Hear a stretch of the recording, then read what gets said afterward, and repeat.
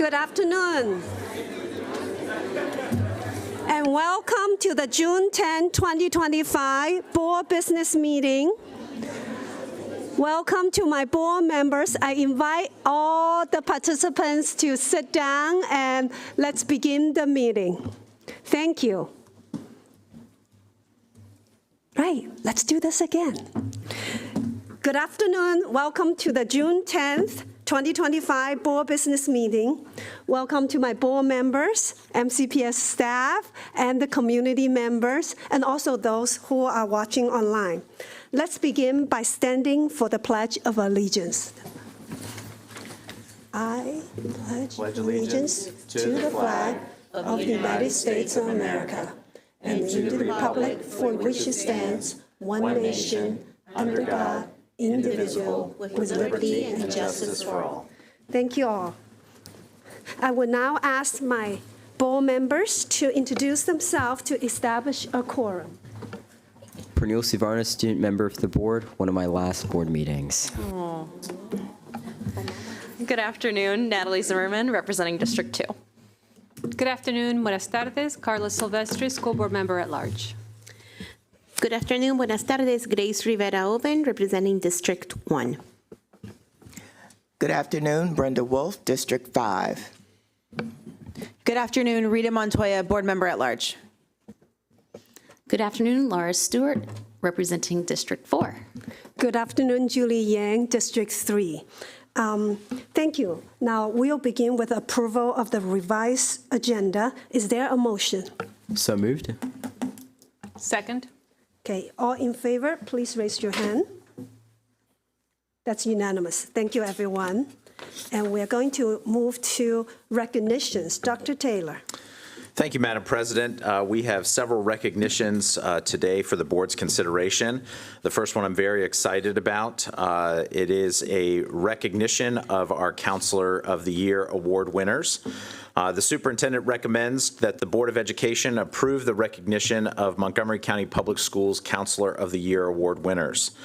Whereas the Montgomery County Public Schools Counselor of the Year Award is designed to spotlight the exceptional contributions of professional school counselors and their significant role in guiding students towards academic success, career planning, and college readiness. And whereas the academic achievements of students intricately are connected to their overall learning and personal growth, with school counselors uniquely equipped to address diverse student needs across academic, personal, interpersonal, career, and health domains.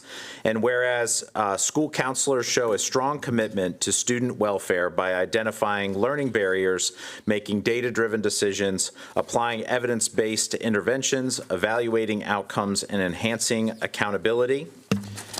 Therefore, be it resolved that on behalf of the superintendent of schools, staff members, students, and families, and the members of the board, Montgomery County Board of Education, we congratulate the winners of the 2025 Counselor of the Year Awards. And at this time, I'll invite these folks to stand if they are present.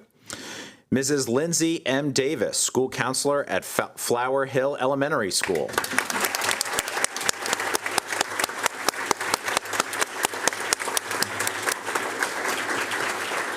Miss Farah M. Dillon, please stay standing. Miss Farah M. Dillon. Miss Dillon is a professional school counselor at Robert Frost Middle School, and Mr. Douglas A. Rivera, school counselor at Wheaton High School.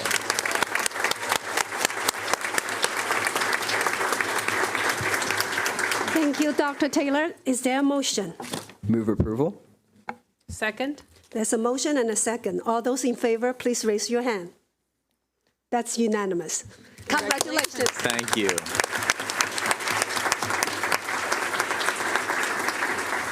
And a special thanks to all of our professional school counselors as they help students transition from one grade level to the next and one school to the next and on to their next phases in life. Thank you all winners and all of our school counselors.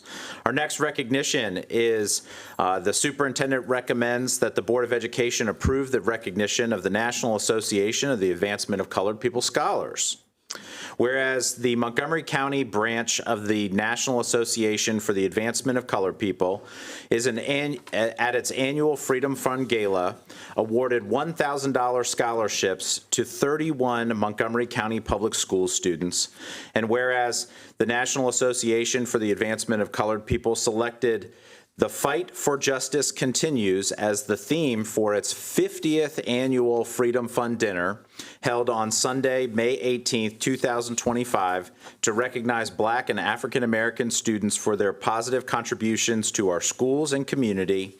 And whereas Montgomery County Public Schools recognizes and celebrates its students' dedication to their academic pursuits and personal and community service achievements that make a difference in our country, state, and nation. And whereas the Montgomery County Board of Education takes great pride that Montgomery County Public Schools honors the many contributions of Black and African American students, now therefore be it resolved that the Montgomery County Board of Education and Superintendent of Schools congratulate the National Association for the Advancement of Colored People Scholarship Award winners for 2025. Move approval. Second. There's a motion and a second. All in favor, please raise your hand. That's unanimous. And I was happy to be there at the Freedom Fund dinner to congratulate those kids. Are there any in the audience today?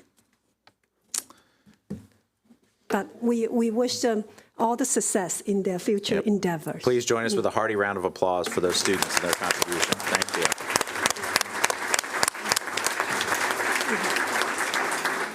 It was a great event, and it was wonderful to see all of our high schools represented on that list, for sure. Our last recognition, Madam President, the superintendent recommends to the Board of Education that they approve the recognition of higher education partnerships and program graduates.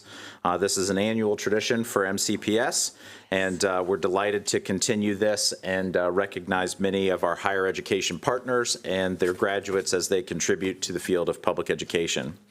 Whereas the Montgomery County Public Schools celebrates its commitment to partnering with local institutions of higher education to support aspiring educators and bring the best people possible to the profession and academic opportunities for our staff. And whereas Montgomery County Public Schools recognizes and celebrates more than 997 employees enrolled in the 12 institutions of higher education offering 23 different partnership programs. Of these, more than 377 are 2024-2025 Higher Education Partnership Degree and Certificate Program completers who have earned certificates, certifications, bachelor's degrees, master's degrees, and doctoral degrees.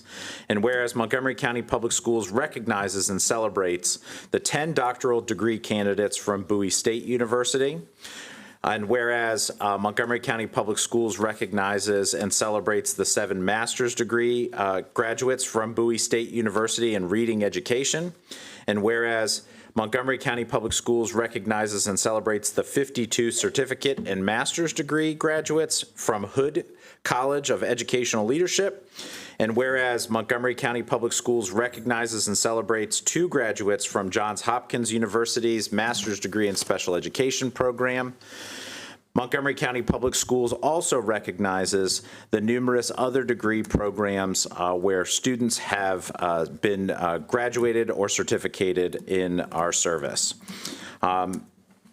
Whereas Montgomery County Public Schools also recognizes and celebrates the contributions of Bowie State University, Hood College, Johns Hopkins University, McDaniel College, Montgomery College, Moreland University, Notre Dame of Maryland University, Towson University, Trinity Washington University, the University of Maryland at Baltimore County, University of Maryland College Park, the University of Maryland Global Campus for Professional Development, for their support of our professionals, teachers, and administrators, and now therefore be it resolved that on behalf of the superintendent of schools and all Montgomery County Public Schools staff members and members of the Board of Education, we congratulate and recognize our higher education partners and their graduates for their contributions to the school system and for creating a culture of lifelong learning in the pursuit of academic excellence. Move approval. Second. There's a motion and a second. All those in favor, please raise your hand. Thank you so much. It's unanimous. Okay, and I really appreciate these higher education partners, and let's thank them with a round of applause.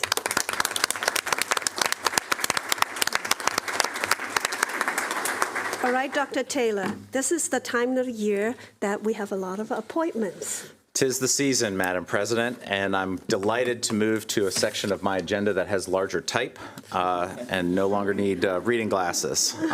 It is my pleasure to introduce the following folks for consideration for the board's approval. And first up, when I call your name, please stand. Mrs. Claudine T. Holton for the position of Director of the Department of Business Information Systems in the Division of Technology. Mrs. Holton has been with Montgomery County Public Schools for 1 year as a supervisor in the Business Program Management and Support wing of our Business Information Systems Office. Prior to joining MCPS, Mrs. Holton has more than 25 years of IT and military public affairs experience. She looks forward to continuing to support the ongoing efforts to implement and modernize business systems that serve our district, and she was an instrumental teammate in the launch of our Hub Plus system. Move approval. Second. There's a motion and a second. All those in favor, please raise your hand. That's unanimous. Congratulations, Ms. Halton.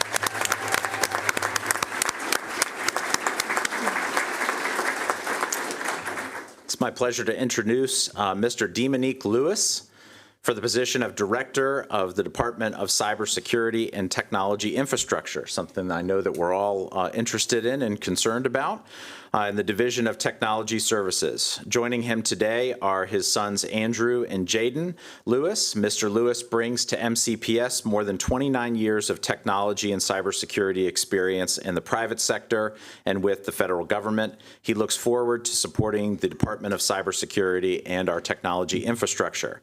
Shout outs to his wife Yolanda and his children who are watching online. Move approval. Second. There's a motion and a second. All those in favor, please raise your hand. That's unanimous. Congratulations, Mr. Lewis.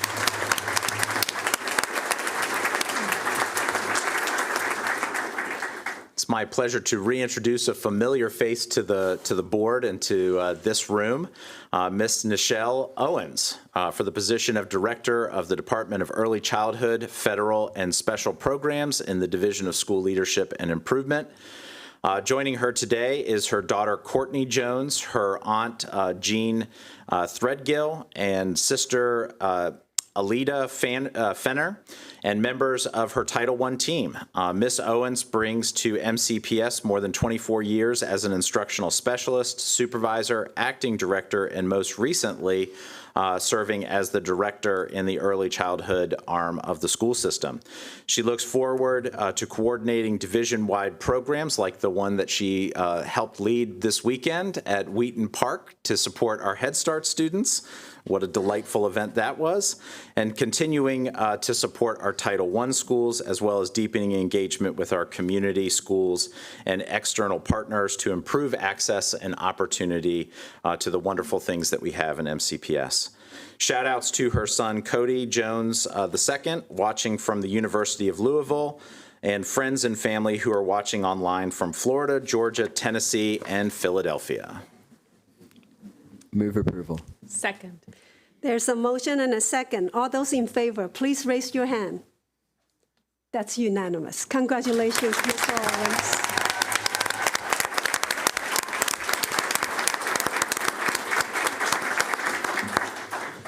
It's my pleasure to introduce Dr. Tyree Jenkins for the position of Executive Director in the Division of Specialized Support Services.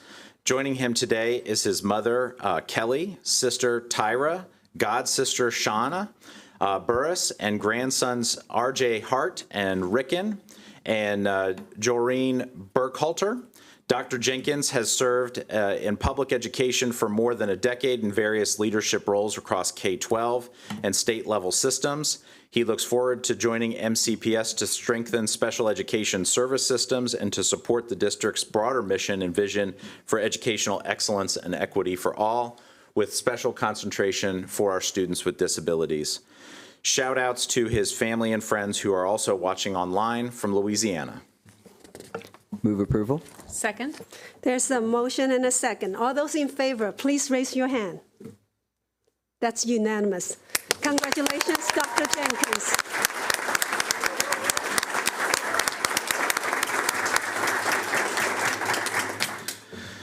Another familiar face to the team is Mrs. Catherine E. Malchotti for the position of Executive Director in the Division of District Operations. Joining her today is her son Oliver and in-laws Marjorie and Fred.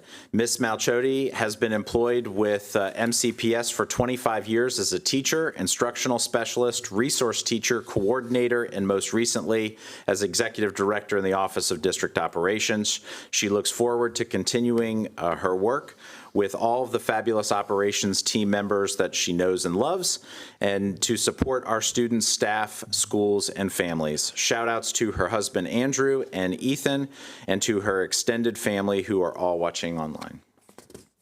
Move for approval. Second. There's a motion and a second. All in favor, please raise your hand. That's unanimous. Congratulations, Ms. Malchotti. Ms. Malchotti, today is your appointment, so maybe you get a break not coming to the board table today. Yeah, she's definitely a familiar face, especially during boundary season, for sure. Next up is another familiar face to our team, Mrs. Angela M. McLean, for the position of Executive Director in the Division of Teaching and Learning. Joining her today is her husband, Paul. Mrs. McLean has been employed with MCPS for 28 years as a teacher, instructional specialist, content specialist, supervisor, coordinator, and most recently as the assistant to the associate superintendent in the Office of Curriculum and Instruction. Ms. McLean is excited to join the Division of Teaching and Learning to support the provision of instructional services and programs that promote academic excellence for all students. Shout outs to her family who are watching from New York. Move approval. Second. There's a motion and a second. All those in favor, please raise your hand. That's unanimous. Congratulations, Ms. McLean. Ms. McLean, maybe today you too get a break, okay? That's kind of our boundary programs double team right there, for sure. And to round out this excellent team of appointment recommendations this afternoon is Mrs. Elizabeth M. Rogovi for the position of Executive Director in the Division of School Leadership and Improvement. Joining her today is her husband, Phelps Rogovi, and her children, Jack and Nathan. Mrs. Rogovi has been employed with MCPS for 21 years as a teacher, coordinator, instructional specialist, executive assistant, and most recently as executive director in the Office of School Support and Improvement. She looks forward to continuing to support the Division of School Leadership to advance instructional excellence, foster strong school leadership, and to ensure equitable outcomes for all students. Shout outs to her parents who are watching from the Jersey Shore. Move approval. Second. There's a motion and a second. All those in favor, please raise your hand. That's unanimous. Congratulations, Ms. Rogovi.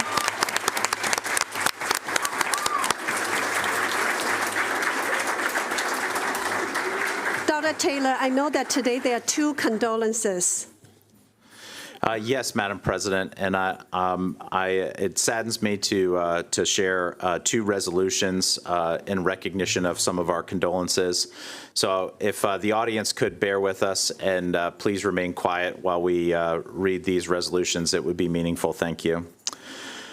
Whereas the passing of Miss Juliet D. Wolf, kindergarten teacher at Bells Mill Elementary School on March 10th, 2025, deeply has saddened the staff, students, and members of the Board of Education. And whereas during the 35 years that Ms. Wolf worked for Montgomery County Public Schools, she created a classroom atmosphere that encouraged her students to value and appreciate each other as sources of knowledge and to respect each other's contributions. And whereas Ms. Wolf maintained a positive rapport with students and staff, demonstrating her care, compassion, and commitment to them. Now therefore be it resolved that the members of the Board of Education and the Superintendent of Schools express their sorrow at the passing of Ms. Wolf and extend deepest sympathy to her family. And may it further be resolved that a copy of this resolution be forwarded to the family of Ms. Wolf. Move approval. Second. There's a motion and a second. All those in favor, please raise your hand. That's unanimous. The second resolution I'm bringing forward is in recognition of the passing of Mrs. Karen D. Johnson. Whereas the passing of Miss Karen D. Johnson, counselor at Piney Branch Elementary School on April 22nd, 2025 has deeply saddened the staff, students, and members of the Board of Education. And whereas during the 22 years that Ms. Johnson worked for Montgomery County Public Schools, she tirelessly strove to provide support to students and consistently maintained a positive and productive environment. And whereas Ms. Johnson always displayed a cheerful and positive demeanor when working with students and staff, she was committed to the growth and success of all of her students. Now therefore be it resolved that the members of the Board of Education and the Superintendent of Schools express their sorrow at the passing of Ms. Johnson and extend deepest sympathies to her family. And may it further be resolved that a copy of this resolution be forwarded to the family of Ms. Johnson. Move approval. Second. There's a motion and a second. All those in favor, please raise your hand. That's unanimous. Thank you, everyone. We are now moving to item number 5, which is public comment. And today we have 20 people sign up for public comment. While the board encourages public input on policy, program, and practices, and will consider the comments received, it's not the board's practice during its business meetings to respond to questions, provide comment, or take action on the issues raised. This is a public meeting, and the board expects the conduct of all speakers and members of the audience to be within the bounds of proper etiquette. Inappropriate personal remark, rude retorts, or other such behavior is out of order and will not be tolerated. Those who demonstrate disruptive or disrespectful behavior during public comments may be asked to leave the room. In addition, public comment is not a proper avenue to address specific student or employee matters. Such matters should be directed through the complaint or appeal process. Each speaker has 2 minutes to deliver comments. When your name is called, press the flag button and speak clearly into the microphone. A yellow light and a single beat indicate you have 30 seconds remaining. A red light and repeating beats signal that time has expired. Once you have finished speaking, press the same button to turn off the microphone. Okay.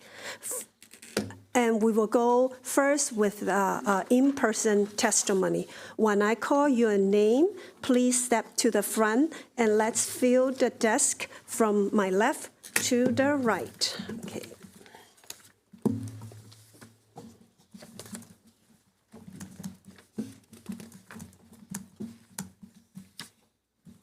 I'm trying to find the list of speakers, and I hope they are all current. There we go.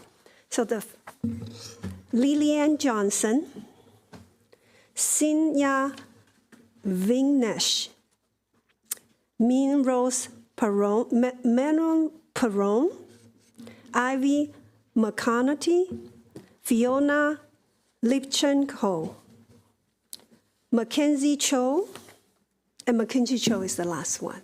Are we all here? Looks okay.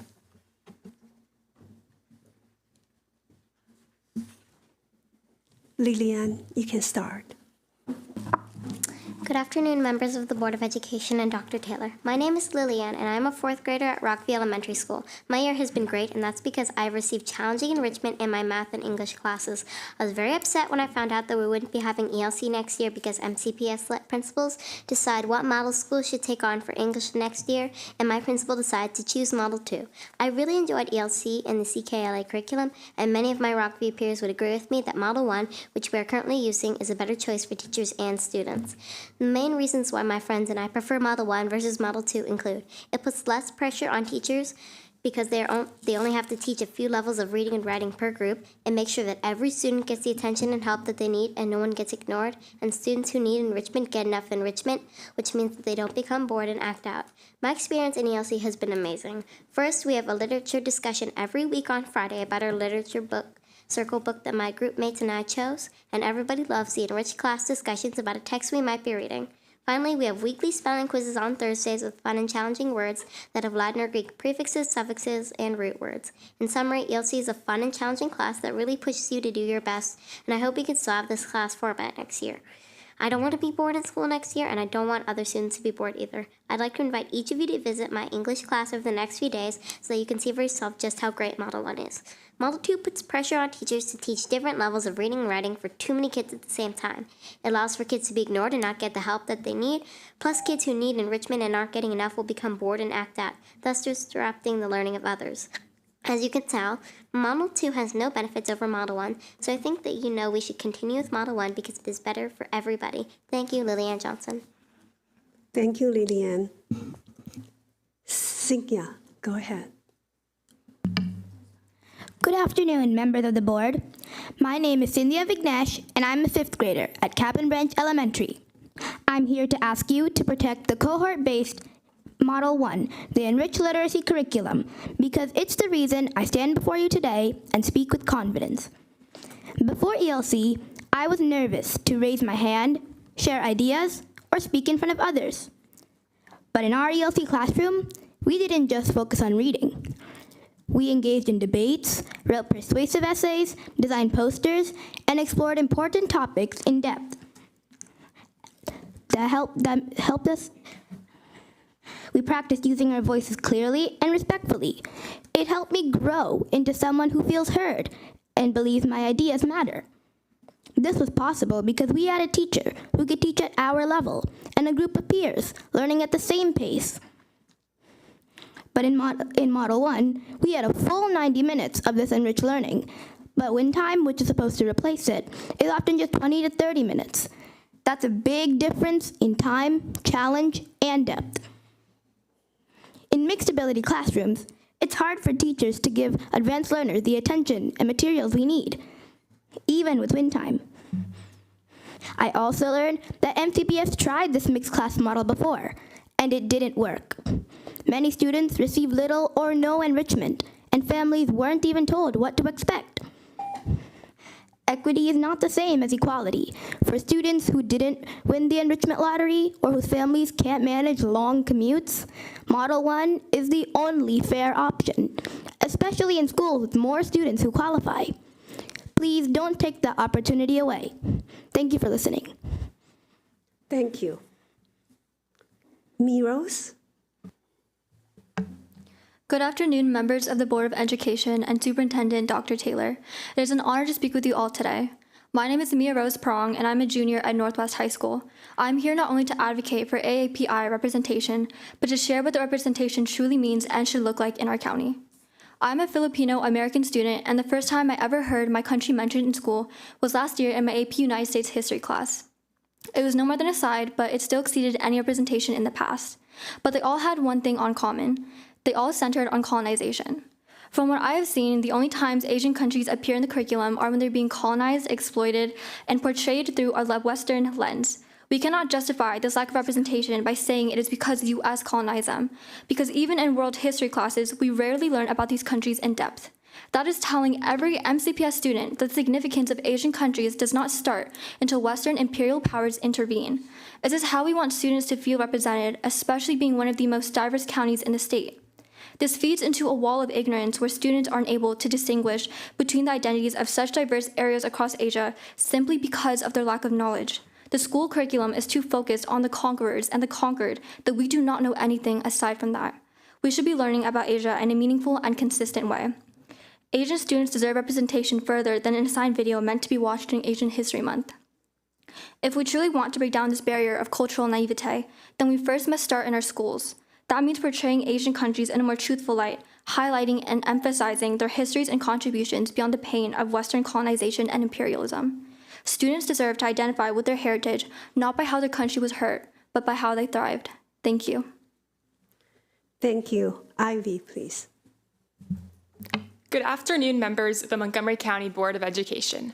My name is Ivy McConerty, a recent graduate of Bethesda Chevy Chase High School. A major part of my high school experience has been the Project Lead the Way engineering classes. This past year in the capstone class, I worked with 2 other students to engineer a solution to the lack of lockdown bathroom safety measures in high schools across the country. Within Montgomery County Public Schools, safety plans failed to address the safety of students in bathrooms during a lockdown situation. According to the MCPS 2022-2023 Emergency Preparedness Readiness Risk Quick Guide, in the event of a lockdown, teachers are told to simply scan outside their classroom and, if safe, let in students from the hallway. But what about students in the bathroom? Bathroom doors are not lockable from the inside, and bathroom stalls provide little protection. This is very concerning, as 14.5% of local high school students surveyed have found themselves or have known someone stuck in a bathroom during a lockdown. Additionally, close to 70% of surveyed high schoolers stated that they would not know what to do if stuck. This includes various students from BCC who experienced multiple lockdowns within this past year alone. Despite all this, during the April 28th BCC Safety Committee meeting, the topic of bathroom safety was not discussed. While BCC plans on increasing camera surveillance, bathrooms are places where cameras cannot be installed. To address the problem, my team and I spent the school year researching, designing, building, and testing our budget-friendly bathroom lockdown safety lock. We wanted to ensure students inside bathrooms are able to physically separate themselves from a possible attacker, as well as alert the main office of their location. Our final design includes a keypad on the interior of the bathroom door, which remotely opens upon lockdown initiation by school administrators. We presented our bathroom door locking mechanism to administrators at our school, to MCPS's Chief Jones, and to Ms. Green, the Allegiant Manager for Codes and Resources. We received a lot of positive feedback from these experts, as well as those attending our end of school year showcase at Kin Museum, and we know our invention will significantly increase existing school safety, as well as work within school code. Thank you. Thank you. Thank you. Fiona. Hello, my name is Fiona Lipchenko, and I'm here to talk about why the CASE program at Sherwood High School should not be eliminated. It is a terrible misfortune that this program is in danger of disappearing when it has provided so much good, not just for myself, but for the Sherwood community as a whole.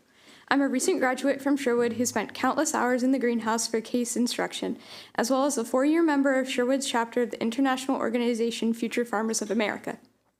Due to the elimination of CASE, FFA has also been unable to continue at Sherwood, so I'm here before you wearing this honor cord as one of the last students to ever graduate Sherwood with this honor. Some of my fondest Sherwood memories are from my time in CASE, experimenting with soil, learning about the environment, and exploring the importance of agriculture in the world. I have gained crucial experience with lab work, a better understanding of economics, and greater self-confidence, which have aided me in finding volunteer positions and job opportunities. CASE is also a major factor for why I'm pursuing environmental studies in college next year. As I reflect upon how CASE has positively impacted me, it disheartens me to envision a future where others don't have those same opportunities. I'm not the only student who feels CASE's impact. When the underclassmen in the first-year class of CASE found out that the program was to be eliminated, they were devastated. In an age where it is increasingly difficult to get teenagers engaged in learning, why remove one of the few courses that successfully does? I have watched Sherwood students, those in the program and not, parents, teachers, and community members fight to keep this amazing program at Sherwood by spreading the word, having action meetings, and messaging the board. Even now, after I've graduated, I still have former classmates and parents reaching out to tell me they hope CASE can be saved. Furthermore, this loss spreads wider than just my community. I have heard from countless acquaintances from other counties and states that the only agricultural and environmental education they had access to pre-college was 4-H and FFA. Even in college, environmental science is underrepresented, hiding in the basement of the science department building and under-enrolled when compared to other sciences. Montgomery County should not be contributing to this service, but instead be paving the way for the future. Thank you. Thank you. Mackenzie. Good afternoon, Board of Education and Superintendent Taylor. My name is Mackenzie Cho, and I'm a 9th grader at Walter Johnson High School. I'm here to speak today about representation, specifically the lack of AAPI American Pacific Islander in my education. At the OCADC Youth Leadership Summit on January 12th, where I met some of you guys, someone shared a powerful statistic. More than half of more than half of Americans can't name a single famous Asian American person, and most can't even name a single event or policy related to them. That moment made me realize I couldn't either. I've grown up in an Asian community, yet I've never seen our history reflected in the classroom. When I was younger, classmates would ask things like, "Are you Chinese? Japanese? Then what kind of Asian are you?" Then they would pull their eyes to mimic mine. They didn't mean harm, but their ignorance still caused it. Education could have made a difference. Adding AAPI into our curriculum would allow students to connect with their identities and help others better understand diverse cultures. It's a powerful way to reduce bias, microaggressions, and racial stereotypes. Beyond the classroom, this education matters in the real world. Historic Chinatowns across the country are being erased by gentrification, like in New York City, where development threatens one of the oldest Chinatowns in America. If we don't teach these stories, we risk losing them. MCPS already promotes multicultural education, but AAPI's voices remain unrepresented. East Asian history is offered at 3 out of 29 high schools. That is simply not enough. As DEI initiatives face rollbacks across the country, MCPS has the chance to lead by example. So please consider adding AAPI into our curriculum. Thank you for your time. Thank you. You may return to your seats. I'm calling the next 6 commenters to come to the front. Beckett Bonus, Jessica Conter, Narissa Johnson, Leah Knopfman, Samira Hussein, and Adam Lee.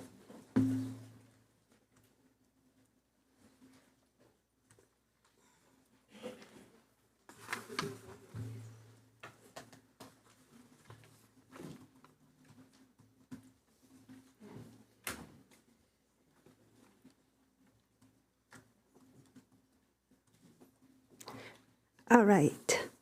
Beckett, you may go ahead. Good afternoon, members of the board. My name is Beckett Bonus, and I am a sophomore at Winston Churchill High School. I'm here to advocate for expanding the curriculum in MCPS high schools to include both personal finance and economics.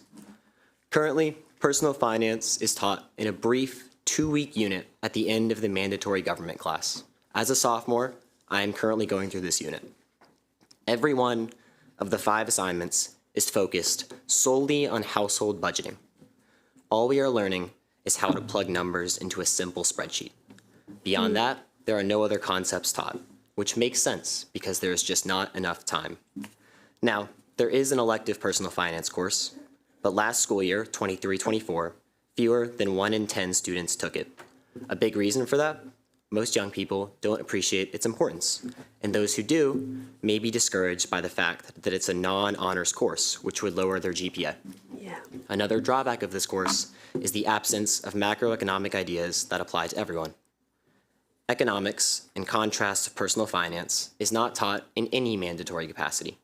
One of the biggest factors in public policy is just ignored in our schools.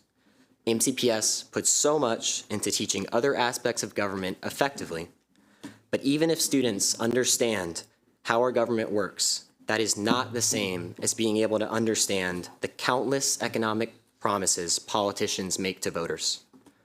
Learning only how to make a personal budget and how a bill becomes a law will not make you a financially literate adult and an informed citizen. All students should leave school understanding things like tax returns, APR, and retirement savings. But just as importantly, all new voters should be equipped to gauge our leaders' tax, trade, and monetary policy in basic terms. Baltimore County already requires its students to take a 1-semester course that includes these topics. Montgomery County should follow their lead. And economics and financial literacy cannot be ignored any longer. Thank you. Thank you. Ms. Conter?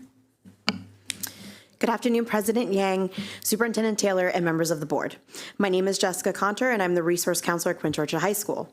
I am also the incoming president for the Maryland School Counselor Association. I'm here today to speak in strong support of the graduation validation team, and in particular, the incredible contributions of Teresa Detlefson. In Montgomery County Public Schools, graduating isn't just a celebration. It's a carefully coordinated effort that relies on the precision, collaboration, and commitment of multiple professionals working behind the scenes. At the heart of this effort are our school counselors. Thank you for recognizing them today, by the way. Counselors are on the front lines, tracking credits, monitoring progress towards graduation, developing recovery plans, and guiding students through an increasingly complex post-secondary world of options. But even with all our dedication, we cannot do this alone. We need expert partners, people who understand state policies inside and out, who can troubleshoot unusual scenarios, who can catch discrepancies before they become crises. That partner is the graduation validation team, and that expert is often Teresa Detlefson. Teresa is not only highly knowledgeable, she is responsible, responsive, thoughtful, and solutions-oriented. Counselors across MCPS can rely on her to clarify graduation regulations, support urgent cases, and validate countless student records. She brings calm and certainty to a high-stakes process. Without her, the margin for error widens. The data clearly speaks to this, with many high schools seeing an increase in their graduation rates post-implementation of graduation validation processes. Let's be clear. A missed credit or unflagged requirement is not just a paperwork issue. It is a difference between a student walking across the stage and a student sitting in an office devastated, wondering where it all went wrong. The GradVal team, working hand in hand with counselors, prevents that from happening. Reducing or eliminating this function would place an impossible burden on school counselors who are already juggling caseloads, mental health crises, support response, and more. Instead, we should be reinforcing the system by fully supporting the GradVal team and recognizing the critical role Teresa plays. Let's continue to prioritize accuracy, collaboration, and compassion because our students deserve nothing less. Thank you. Thank you. Ms. Johnson. Good afternoon. My name is Narissa Johnson, and I'm here on behalf of many Rockview Elementary School parents who are disappointed with the decision to end the ELC cohort model that has served 4th and 5th graders well. This move, made without parent and student input, contradicts information presented by the elementary ELA team during an April meeting. It is also incongruous with MCPS's recent announcement to move forward with a more rigorous CKLA curriculum for our middle school students. My 4th grader has had an outstanding year at Rockview due to the cohort model. After many years of disruption, she's finally receiving the enrichment that she's entitled to. She goes to school excited about the 90 minutes she spends each day in English. In fact, the instruction that she's received from Ms. Anderson has been so outstanding, it should be used as a model across MCPS. Given the option, our principal chose to adopt the non-cohort model for next year. I'm concerned because from personal experience, I know that this model will overburden teachers and simply doesn't work. My second son, who went through Model 2, had a teacher that struggled to meet the needs of the students in her class, despite the fact that she was experienced and well-trained.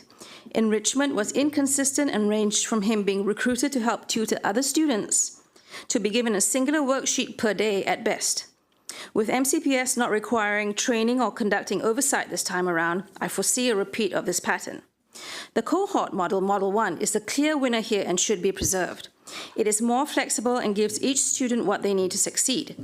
It guarantees that enriched instruction is provided to those that need it without taking away resources from other students. The block of time allotted actually allows for quality instruction and learning. It also solves a severe supply and demand problem that MCPS faces.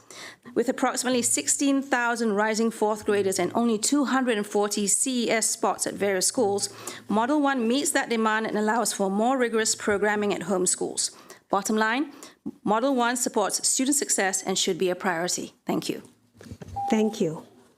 Ms. Knopfman. Good afternoon, members of the Board of Education. I'm Leka Knopfman, a parent from the Kentlands in Gaithersburg with 3 kids in Montgomery County Public Schools, a 6th grader, a 4th grader, and a 1st grader. I'm here to talk both about the Crown-Damascus boundary study and the separate proposal on elementary enrichment. First, the boundary options. Kentlands and Lakelands were built for walking with narrow streets, nature trails, lots of green space, de-emphasizing cars. Our kids can and do walk or bike to Rachel Carson Elementary School, Lakelands Park Middle School, and Quince Orchard High School. Options 2 and 4 of the Crown Boundary Study keep that pathway intact. Options 1 and 3 break it, busing children further away and undercutting the very proximity principle of your own analysis. Distance matters. When schools get farther, bedtimes get earlier, morning alarms get harsher, and research shows grades and mental health slip. Longer commutes also mean fewer kids walking or biking, more traffic around schools, and more air pollution. Options 2 and 4 avoid that and still bring Quince Orchard to roughly 90 to 95% approximate percent capacity while keeping the student body diverse. In short, they hit your targets of proximity, stability, efficiency, and equity without sacrificing the character of our walkable community. Now on to enrichment. MCPS has floated letting principals drop the cohort-based enriched literacy model in grades 4 and 5. This is obviously not addressing CES enrichment, which is separate. 2 of my children have benefited from the model of cohort-based enrichment, and it keeps gifted learners challenged without pulling teachers in too many directions. Scrapping it or leaving the decision to individual schools with no clear guidance or metrics invites confusion and inequity. At a minimum, families need transparent information on whatever enrichment materials each school uses so we can hold the system accountable. I urge you to choose Crown Boundary Studies option 2 or 4 and preserve a cohort-based enrichment pathway available to all elementary students who need it. Thank you for listening. Thank you. Ms. Hossein? Ms. Yang, Dr. Taylor, board members, ladies and gentlemen, good afternoon. My name is Samira Hussein, and I am a proud mother of 4 MCPS graduates and lifelong advocate for children and justice in our schools. First, thank you for recognizing Eid al-Adha. It matters deeply to the Muslim community and the students to celebrate without having to choose between faith and school. But I come before you today with a heavy heart. Last month, Sherwood High School student submitted a senior yearbook quote, "From the river to the sea, Palestine will be free." That quote was followed by a public letter from the principal calling it offensive, hurtful, and dangerous. The student was later compelled to apologize to his classmates. I ask you, what kind of message are we sending when a student's expression of identity and longing for justice is branded as hate? In a time of global pain, when children of Gaza are being buried instead of graduating, we ask the district to honor its promise of equity and not just words with actions. To Palestinians, the phrase is not call for violence. It is call for freedom, dignity, and equality, no different than when Americans once said, "Let freedom ring from every mountainside," or others said, "We shall overcome." What is the most painful that when the school chose to meet only with one community, the Jewish community, but never reach out to the Muslim, Arab, or Palestinian students who also deserve to be heard. This is not inclusion, this is erasure. I respectfully urge you to investigate how this was handled, and a public apology should go out from the principal to the community and to the traumatized student and family. Thank you for listening. Thank you, Mr. Lee. Good afternoon, President, member of the board, and Dr. Taylor. This is Adam Lee, the committee co-chair for ABASEC. On behalf of the organizing committee, we extend our heartfelt thanks to MCPS for your invaluable support to make the 2025 K-12 Student Portal Art Contest a resounding success in celebrating the API Heritage Month. All the student award has been posted online, and we are looking forward to your continued support to make this happen again in 2026. Second, the staff is deeply concerned about the recent MCPS reorg and dismantle their office and reassign the PCCs. Despite assurance from the leadership that PCC are valued, many feel disregarded and excluded from the transparent decision process. The restructure has led to the elimination of a few district-wide PCC positions and the shift of 40-plus PCC into individual schools. This change raised the concern about compromising advocacy because ACC feel the pressure following principles derivative rather than serve the family in their best interests. We urge NCPS to recognize the indivisible nature of the PCC work and preserve this specialized position in the center office to maintain the trust and continuity with the family they serve. The third, I'm addressing the following 2 items after serving as a cluster coordinator and rep in 4 different high school clusters. The ongoing boundary study presents critical opportunity to address the specific needs of AAPI students and communities. In addition to the preserving the culture and language continuity for students, the proximity must be the high priority to this process. Number 4, in responding to the undertaking district academic program analysis to ensure that all students, regarding to their background and location, has equitable access to highly quality education opportunity. Merit-based and centralized magnet programs should coexist with the newly proposed enriching opportunity program at the Lamberty schools. Please refer to the detailed testimony in the written document. Thank you. Thank you. Thank you for your comments. I'm going to call the next set of 6 commenters to the front. Audrey Dove, Aaron Del Balzo, Ching Sun Tai, Aaron Spees, Ethan Huang, and Dorian Hoffman.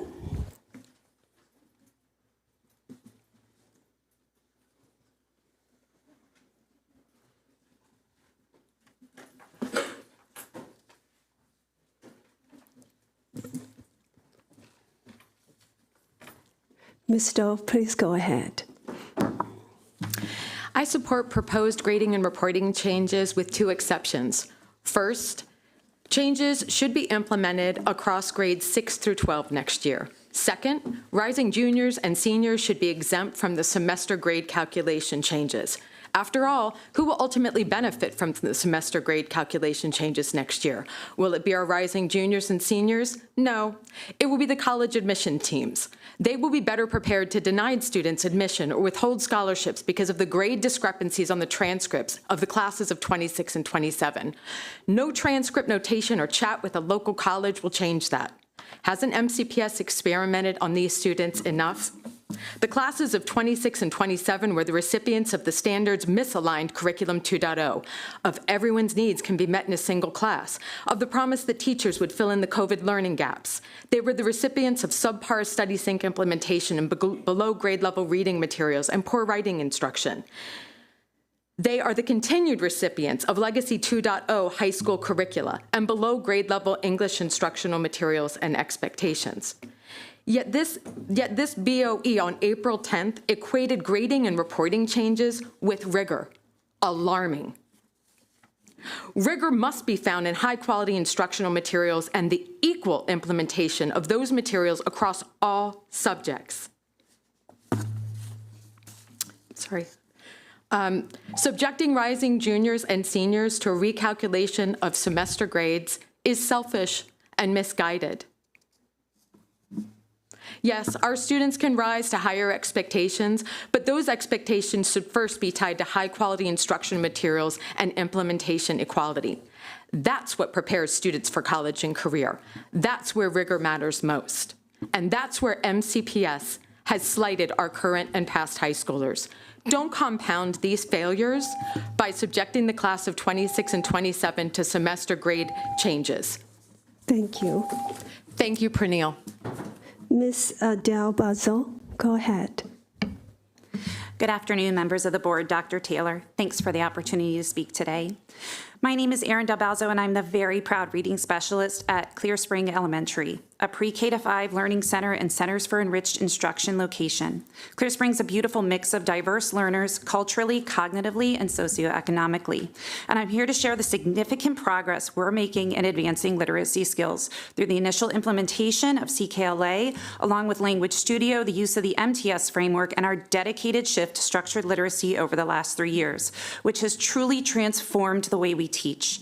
We are seeing students become curious learners, voracious readers, from creating museums to carving art from the Renaissance. Throughout this year, we've collected data on higher levels of student engagement, increased vocabulary, especially among our EML students taking part in Language Studio lessons with their ELD teachers. In fact, our ELD teachers reported a 20% exiting of services this year, a true accomplishment and testament to their consistent Language Studio implementation, support in the classroom during our fit time, and instructional planning. Not only that, but in the general education education setting, we have had 75% of our kindergarten students at or above the benchmark on DIBELS, a rise from 66% last year. If we continue to compound these results year after year, think of what our future holds. Yet it's not simply CKLA, structured literacy, or MTSS making the difference. The impactful difference is the integration of highly qualified teachers, their knowledge around structured literacy, alongside the instructional specialist administrators and numerous other staff members, leaning into their collective knowledge and feeling empowered to make necessary instructional shifts and bringing learning to life.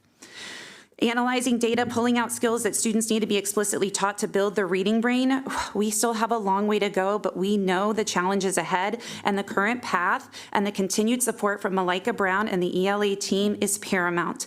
I want to share my deep gratitude to the board for the difficult decisions you have had to make investing in the ELA team's vision, and I truly believe we're showing the dramatic impact of the vision coming to life, empowering our educators. Thank you so much. Ms. Tai. Hello, everyone.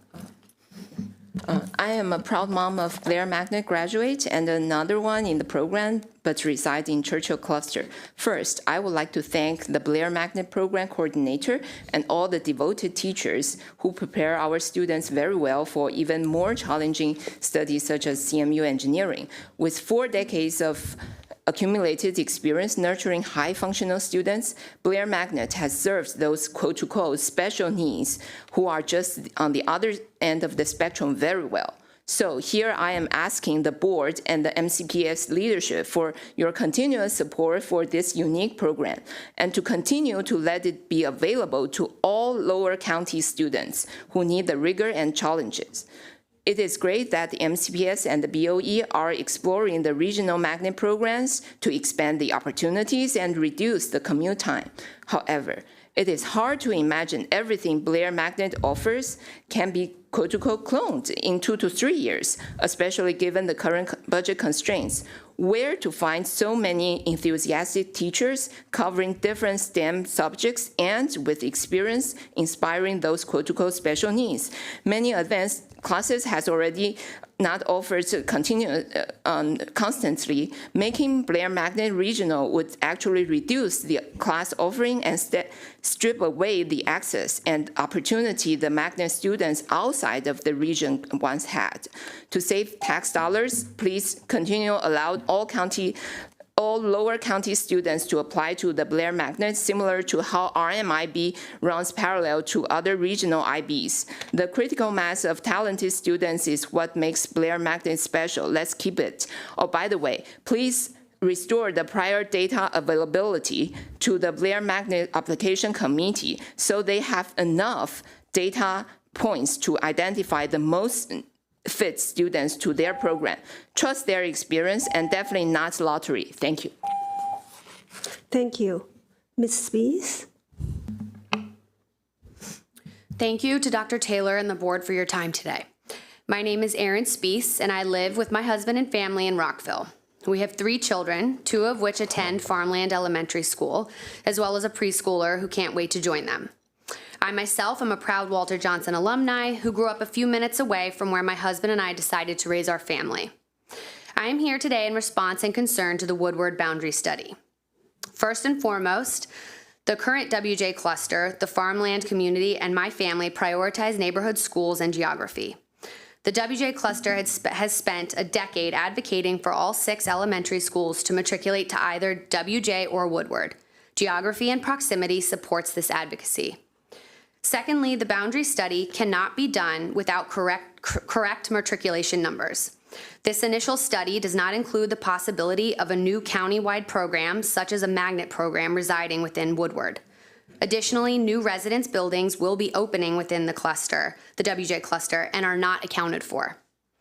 All high school programming must be determined prior to the next boundary study, and we also ask you to reconsider how future matriculation is calculated. In addition, alarmingly, the boundary study survey's third option pulls my children from a short bus ride and their peers from walking zones to Tilden and Woodward to schools that are 6 to 7 miles away. This is also the case for communities throughout the study, with boundaries that send children to schools in excess of 5 miles away when alternative schools are significantly closer.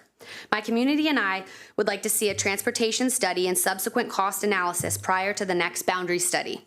The implications of creating boundaries like these would be bus rides exceeding an hour, sleep-deprived teens driving long routes, and a severe burden on families when students want to be involved in the school's extracurriculars. These options are fiscally irresponsible, will worsen the epidemic of poor mental health, and are a burden on the environment, and are in direct conflict with the MCPS's core values of stability, proximity, and maximizing support for thriving youth. Thank you. Thank you. Mr. Huang? Good afternoon, board members. My name is Ethan Huang, and I'm a junior at Sidwell Friends School in Washington, D.C. I'm here to advocate for greater Asian American representation in the MCPS school curriculum. Now, you might be wondering why a student from outside of Montgomery County is speaking here today. It's because I've had the rare privilege of learning Asian American history in depth at my own school in D.C. In my youth history class, we've gone beyond brief mentions of Japanese internment or the Chinese Exclusion Act. We've talked in depth about the Page Act of 1875, Tape v. Hurley, Wong Kim Ark, and how Asian Americans have shaped immigration law, labor movements, and citizenship itself. These lessons changed how I saw myself. As an Asian American student, I've often felt like an outsider in the story of America.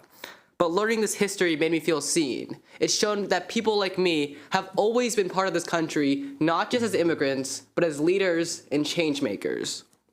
It was one of the most affirming experiences I've had in high school. I know how different that feels because I didn't always have access to this kind of curriculum. When I used to attend Montgomery County Public Schools, I had great teachers, but Asian American history was rarely taught. Today, Montgomery County is home to nearly 42% of Maryland's Asian American population, and 14% of MCPS students are Asian. That's tens of thousands of students who deserve to see their histories reflected in the curriculum, yet many of my closest friends still say their communities are barely acknowledged. How can so many students be present yet feel invisible? Now is the time to change that. 12 states have already passed laws or statutes to mandate Asian American history, showing that it's not only possible, but necessary. And Montgomery County has a chance to lead Maryland in doing the same. Thank you. Thank you. Ms. Hoffman. President Yang and members of the board, my name is Dorrigan Hoffman, and I'm a cluster coordinator for the Walter Johnson Cluster. For 10 years, our cluster has supported the reopening of Woodward as a comprehensive high school with course and programming options equivalent to all other MCPS high schools. We've also advocated for maintaining contiguous communities and that current WJ cluster students be assigned to either WJ or Woodward high schools. Today, I will touch on 4 critical points with the Woodward boundary study. First, transportation. For the community to consider the full impact of each boundary option, MCPS must include detailed transportation studies, including costs. These should include school bus and public transit layers, rush hour transit times, and plans to staff new routes. We are concerned with scarce operating budget dollars going to additional transportation costs. Many current bus routes are already overcrowded with students turned away or asked to sit on the floor. Adding or extending routes is unsafe and not a good use of budget funds. Second, programming. MCPS must make programming decisions prior to presenting options in September. We can only provide informed feedback when we understand the programming implications of the boundary changes. Programs will directly impact resident student capacity at each school, and current numbers are therefore unreliable. Third, 7th graders. We encourage MCPS to keep rising 7th graders, class of 2033, at their current middle schools. MCPS is not opening a new middle school. We do support the superintendent's recommendation that rising 8th, 11th, and 12th graders not move in 2027. Fourth, communications clarity. MCPS messaging has confused the public. Terms such as proposed option 1 lead the public to assume these are boundary maps they should be for or against. MCPS must clarify that these maps emphasize single FAA factors as a starting point. Thank you. Thank you. We have one video testimony. Please play the video testimony. I'm Susanna Montezemolo. Chair of the MCC PTA Gifted Education Committee, here today to urge MCPS to keep cohorted advanced ELA classes for 4th and 5th graders. These classes are currently offered in nearly all schools through the Enriched Literacy curriculum. They have a proven track record. MCPS's data show that ELC students make even greater gains than CES students. Yet with the transition to CKLA enrichment, principals can now choose to provide enrichment through cohorted or mixed ability classes in the core ELA block where most literacy instruction occurs. The first model, like ELC, uses a cohorted, fully accelerated, and enriched class for gifted and advanced learners. The second model, which most principals are choosing, places advanced learners in mixed ability classrooms. One teacher must simultaneously enrich, scaffold, and support 25 plus students, including gifted learners, special education students, EMLs, and those below proficiency. It just doesn't work. This model is ineffective for all learners. It hinders student growth across the board, and GEC believes it puts MCPS out of compliance with state law, board policy, and MCPS regulation, which require MCPS to provide accelerated and enriched instruction in each grade. Let me be clear, cohorting is not tracking. It's flexible, allowing students to move in and out as needed, and is equitable, serving advanced learners whose families do not have the time or resources to supplement outside of school. MCPS should make the cohorted Model 1 the default. The Mixed Abilities Model 2 with cluster grouping should be used only when there are not enough students to form a cohorted class. Thank you. I have provided more information in my written testimony. Thank you so much for everyone's testimony. Thank you for our even elementary school students for coming in. I'm going to turn to my colleagues to see if anyone has questions or comment. Please go with one for the first round. I'm going to start from Mr. Savannah. You're limiting me to just one. I have a couple. First, I just want to thank all the students for coming out. We appreciate you guys and your testimony. We had a lot of students here today, so that's always great to see. And then for my first comment, I'm gonna shout out Ivy from BCC. I watched the video that you guys had attached to your public comment. I think that was great. At the last board meeting, I put up a resolution talking about how we can get students, integrated with procurement opportunities, get some of their ideas, incorporated into MCPS. I'm glad to hear you guys have started to have some of those conversations. I'm hoping in the future we can continue to, work with your ideas and integrate it better into school. So I hope you guys see continued success in that area, and let me know if there's anything I can do. Thank you. Ms. Zimmerman. Thank you. I just wanted to thank everyone for coming out and sharing. It's a really important part of what we do, and your engagement is a really essential part of that process. So thank you very much. Ms. Silvestri. Dr. Taylor, I wanted to ask you to address at a very high level the cohort for enriched instruction issue, just some understanding as to why we decided to make the changes that we're making right now. Thank you. It might be a good idea for us to prepare some data and to bring that forward and to talk through the process with the board and to have that discussed in public. Thank you. I know we've been getting a lot of feedback, so we want to make sure that the board fully understands that decision and we're able to communicate that to the public. Thank you. Ms. Rivera-Oven. Just one, huh? One comment and one question. Yes. Thanks to all the students. It's always great to see you. I wanted to talk about Becca Bone's testimony about the financial, the personal finance credits. I would really like to ask the staff to look into the Baltimore County program that they have. This is something that I will have loved to have even back then when I graduated from high school. Financial, especially these days, is so important. And it really helps, I think, young people prepare, especially for those who are living, leaving home and going to college. I see so many students get credit cards with such high finance rates. They have no idea how expensive that is or how that can affect their credit score for the rest of their lives. There's just so much in there that I really would like for us to be able to look into that. And I want to thank him for his advocacy, and it was such a great testimony. Thank you. Ms. Wolf. Yes, I want to thank those that came forward to discuss creating an Asian Studies course. I think it is very important for everyone to see themselves in the curriculum.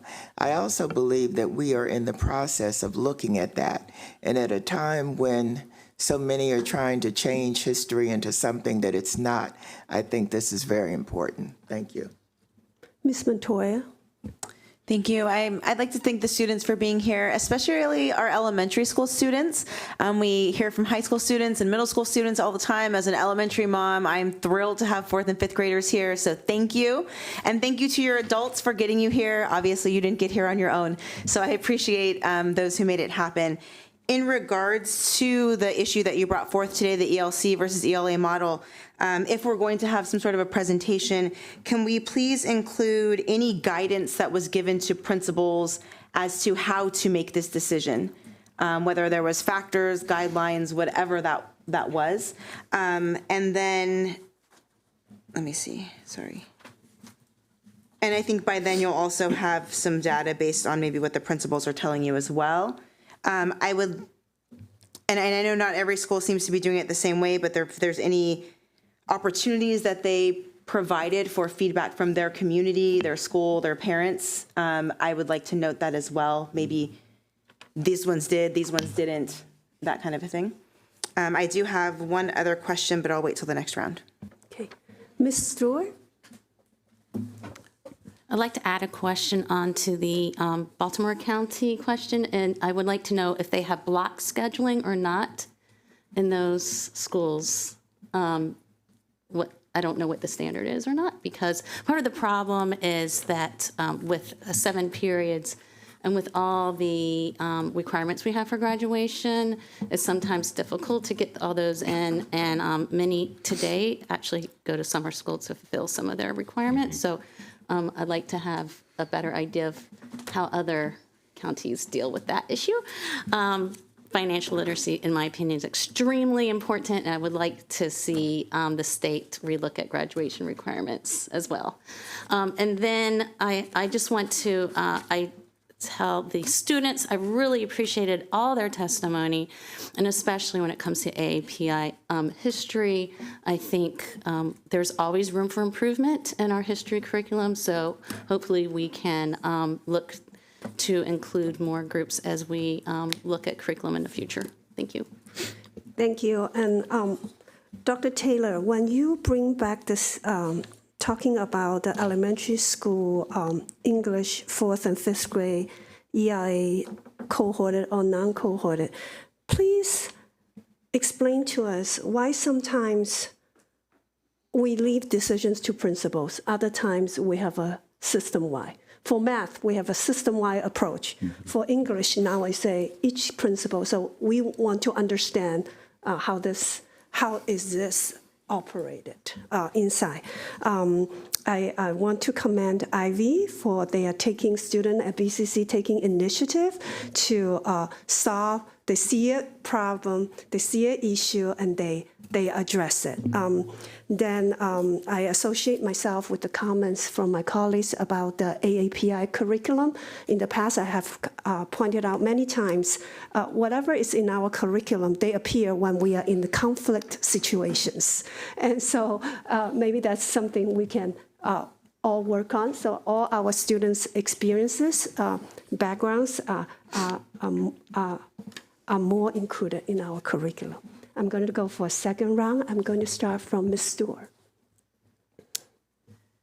Yes, grading has been a hot topic, and we've received significant community feedback since the last presentation, and I really appreciate all the feedback and the thoughtfulness that's gone into some of it. I would like to maybe have an update as to what is even possible if we were going to differentiate. So that's just a request I have. Ms. Montoya. Thank you. In addition to the inquiries and advocacy we heard today about having courses that focus more specifically on Asian American Pacific Islander history, as well as also the lens of not just seeing the groups as like oppressed groups or conquered groups. I've also received inquiries from Latino students about the same issue. Including students who had a course, they were excited, they signed up, and then they were told not too long ago that actually it's not going to be offered next year. So what I'm requesting is, however you want to compile it, but the information about which courses are offered at which high schools. And I want to be clear in terms of history, so ethnic studies history, so African American history, AAPI history, et cetera. I don't want to know what's listed in the course catalog. I can look that up myself online. I want to know what's actually being offered. And if it's not too much work, it would be nice to know what if something was offered and then pulled back, so that we can see kind of if there's any of those patterns going on. Is it that every year we've offered them, but then it's being pulled back? And why or what other opportunities are there for students to then take that course in some other way, perhaps as some others do for other courses? Thank you. Mr. Savannah. Oh, can I just tack on to Rita's comment? I think I would like to know not whether or not it was pulled back, whether or not enrollment was sufficient for it to continue. Okay. Mr. Savannah, then Ms. Silvestri. All right, perfect. So I'm just going to echo all the comments of my colleagues. You guys basically hit my 2, 3, 4 points on my list, so I get to talk about my number 5. I'm not going to go back and relitigate the entire MCPS grading policy discussion because that was a pretty long discussion. But what I do want from staff is as we go into next year, when we look at some of these changes that are looking like they're going to be rolled out, I would like to see a tracker of, if we're seeing a decrease in the number of scholarships our students are getting, if we're seeing a change in the rates of acceptances to different types of colleges, because if we are, then I think we can know that, maybe we were a little hasty with the implementation of this. And then my final thing is, and I've shared this with staff, but really having very strict guidelines on how students should be able to interpret their grading policy and what students can expect of their teachers too, right? I mean, having a stricter grading policy is one thing, but if you have a stricter grading policy with not so strict and clear expectations, and the expectations are kind of ambiguous, students are left in kind of a puzzle of, what am I supposed to do and how am I supposed to get the grade that I need to get? So those are the things that I kind of say. I mean, obviously we have disagreements on, the implementation. I'm not trying to relitigate that, but when it comes to that, I do kind of want to see that data shown back out to the public as we enter next year. Ms. Silvestri. Yes, just want to make sure that we have communicated and over-communicated or will over-communicate the grading policy changes. And my question is separate about financial literacy. I'm delighted to see the financial literacy as a strategic planning goal in our future discussion later today. So I think there's an opportunity to build that out further. So today we're going to decide on whether to approve the goals, but in the fall we will be adding meat to that skeleton, and so there's opportunities for improvement there. I do know that at our next board meeting we are going to do the resolution roundup of different resolutions throughout the year, and President Yang put in a resolution last year to develop a financial literacy online module in Spanish. And so looking forward to receiving a progress report on how that's doing. But in anticipation for that discussion, and just to give the board an update, I would like to request some data in the topic of financial literacy, just to give us an update on how we are doing in terms of our students participating and taking advantage of the options that we currently have. So we have a math course that integrates financial literacy. We have the elective at every high school. We have online modules. And then, of course, we have the AP class that our student testified on today. So I'd like to get some numbers, percentages, in anticipation for our discussion at the next board meeting. Thank you. Ms. Rivera-Alvin. Thank you. I'd like to say ditto to Ms. Montoya and ditto to Ms. Sylvester. And I would like to thank Ms. Audra Dove and congratulate her on her award from NCCPTA about 10 days ago, I think, and for her testimony. But I would like to say that with the grading policy, I'm a big girl, so I'll say it. I really did not talk to students or counselors, and then I took the time to do that for the last couple of weeks in different high schools. I have to say, and officially, I have changed my mind on the grading policy to look into the 11th graders and 12th graders to keep the current way that we were doing things. As my 23-year-old Clarksburg graduate said to me, we cannot control what admissions offices do, but what they see on the transcripts of kids, and that could have an impact. And that concerns me. I did share my concerns. I did get a good explanation that it might not be, might not be doable. But I just wanted to say thank you to all those young people who took the time to meet with me, and to the counselors who took time from their day to talk to me about this issue. Thank you.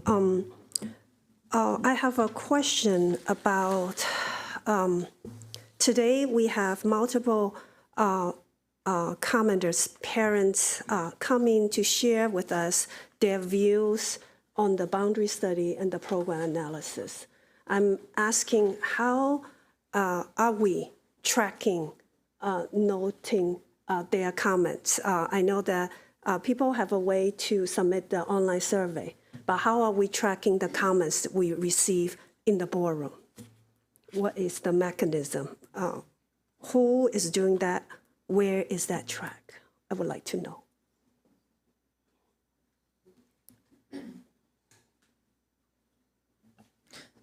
Excuse me. So I think we can also provide a more expansive follow-up, but we are tracking all of these. Ms. Malchodi is maintaining a database of sorts that collects the data and also talks about where that data came in from, where the feedback data came in from, because obviously we have a number of different ways that we're receiving input from the community, and we want to also be cognizant of where that feedback is coming from.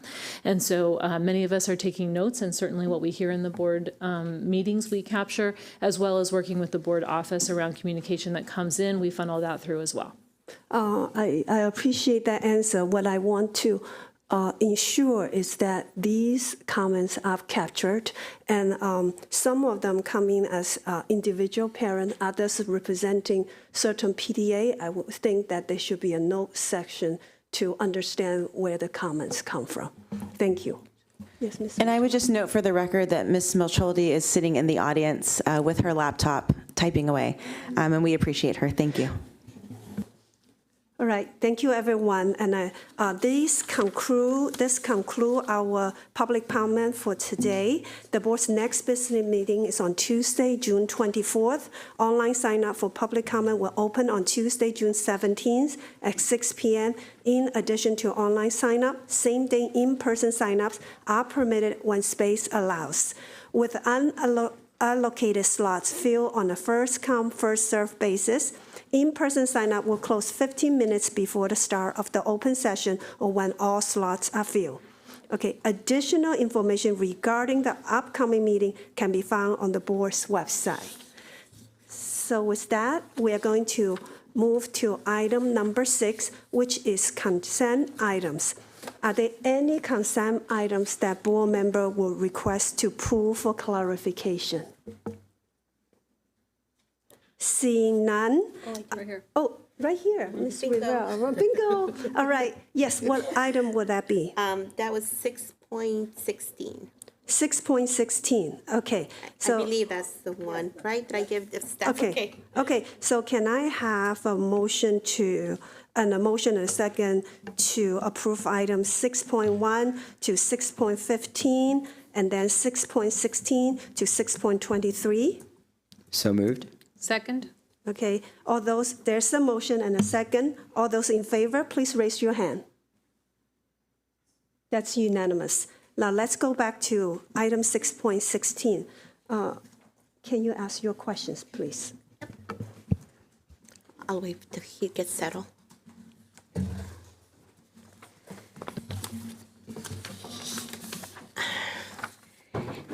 You just want to say who you are for the people at home? Yes, hi, good afternoon. Adnan Mamoon, Chief of District Operations. Okay, so I was very intrigued by this because, first of all, I wanted to clarify because when I saw it first, it said that we were renting them, but then as I read more, it says that we're purchasing them. So there is a discrepancy. This is for a rental. Oh, Yeah, okay. so those units are actually already on site, and this is yearly rental for that. Okay, unit. because it's a purchase Yes. on the subject, so I was, so, and the other thing that I was concerned about is how long have they been without restrooms? Because that's concerning too.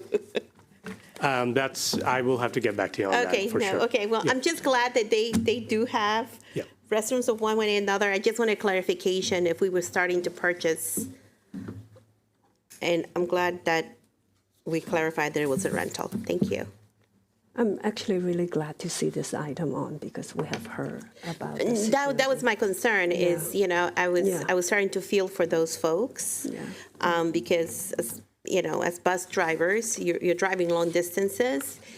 It's not like some ride-on buses, that can stop and then run into a McDonald's. You have a bus full of kiddos that you cannot leave unattended. So I don't know, what the future, or in the past, how things are done. But I think anytime that we go and we start anything new, one of the things that we need to ensure that our staff has is restrooms. So that should be priority. Thank you. Is there a motion and a second to approve item 6.16? So moved. Second? There's a motion and a second. All those in favor, please raise your hand. That's unanimous with those present. All right, moving right along, we are going to go to our next item, which, Dr. Taylor, is the general wage adjustment for positions not on salary schedule. Thank you, Madam President. There's no real presentation with this other than this is an annual item that comes before the board. Salaries that are incorporated into our budget usually fall into a couple of different camps. One, we do have salary schedules for our SEIU eligible employees, our MCPS-MD eligible employees, and our MCEA employees. But there's a classification of employees that falls outside of that, and this is our executive staff.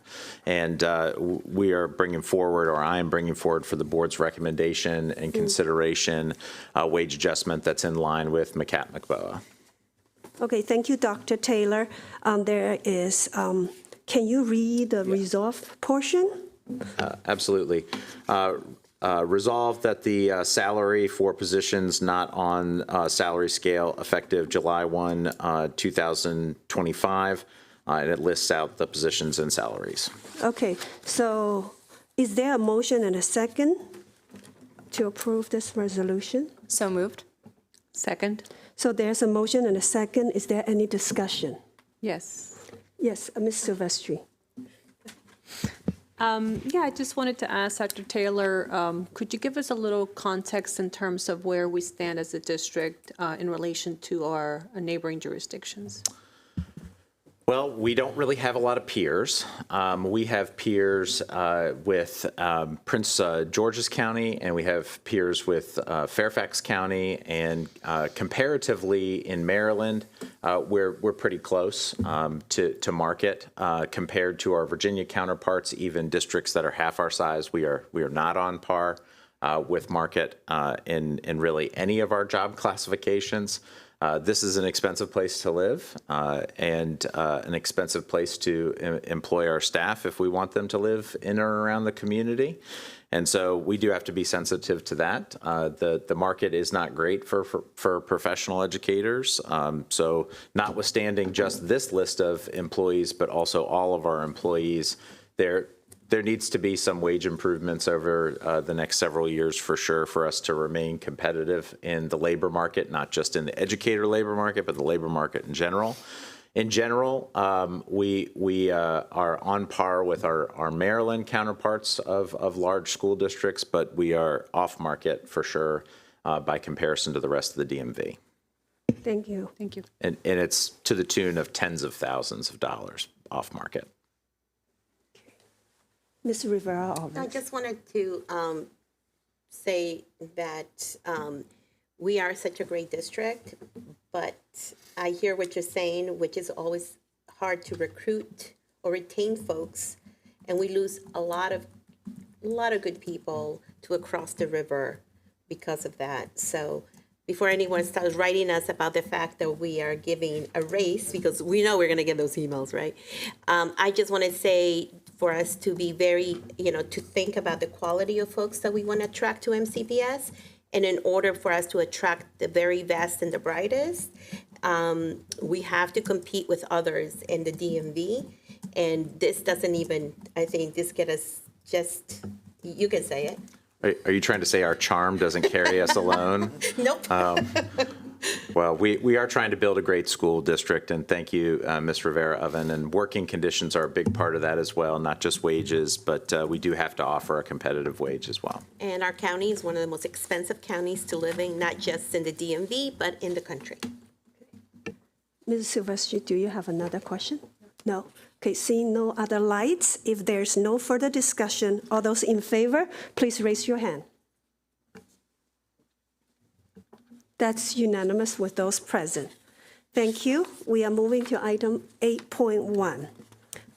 It's the very exciting topic of final adoption of the fiscal year 2026 operating budget. And we need money to keep our schools open. So, Dr. Taylor. Thank you, Madam President and members of the board. I am thrilled that this is not as exciting as it has been in previous years, and that we are bringing forward a resolution for the board's consideration that has been discussed very transparently in the public. We have brought forward recommendations to be in line with our revenue. We have our fantastic CFO here to answer any questions that the board may have, but at this time I'll just spare everybody the discussion and get straight to the resolved for the board's consideration.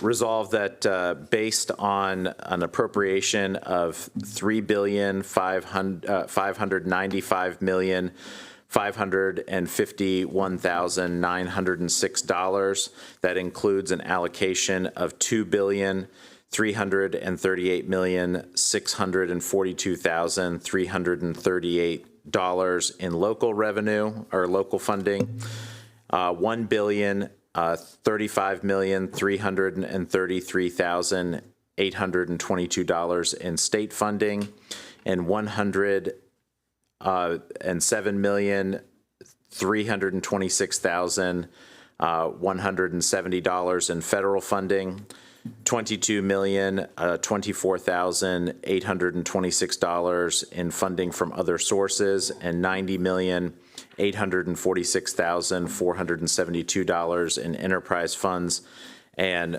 $1,378,278 for special revenue funds. The Board of Education approved its fiscal year 2026 operating budget, and may it further be resolved that the Board of Education approve the 2025 special education staffing plan as included in the fiscal FY26 recommended operating budget. And may it further be resolved that the special education staffing plan be submitted to the Maryland State Department of Education, and may it further be resolved that a copy of this action be transmitted to the county executive and county council. Thank you, Dr. Taylor. Is there a motion and a second to approve the resolution? Move for approval. Second. Okay. Before there is a motion and a second, I would like to take a moment to offer some comments before we begin discussion, if there is a discussion. So this has been a journey, Dr. Taylor, of many months. As a board, we recognize that this has been a challenging budget process. With shifts in state and federal funding, as well as counties' changing economic landscape, there were a number of difficult decisions that have to be made. As a board, we have approached this process with a focus on our established priorities that directly impact student outcomes, as well as a commitment to financial responsibility and transparency. So I want to take a moment to thank my colleagues for all their work in this effort. Ms. Wolf, as the chair of the Strategic Planning Committee, I want to thank you for your commitment to establishing a strong framework by which the school system will be able to effectively communicate its goals and objectives and monitor its progress in ensuring that our graduates are future ready.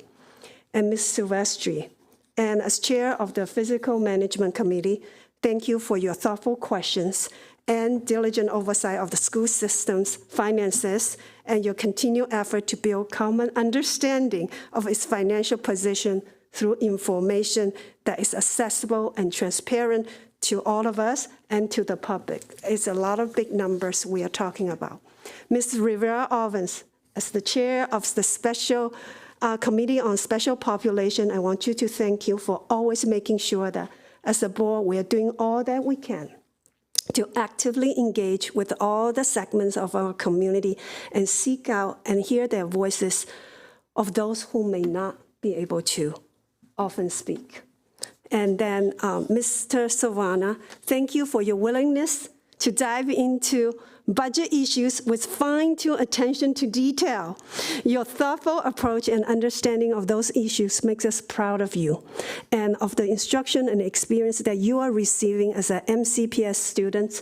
It's very meaningful for us to hear from you.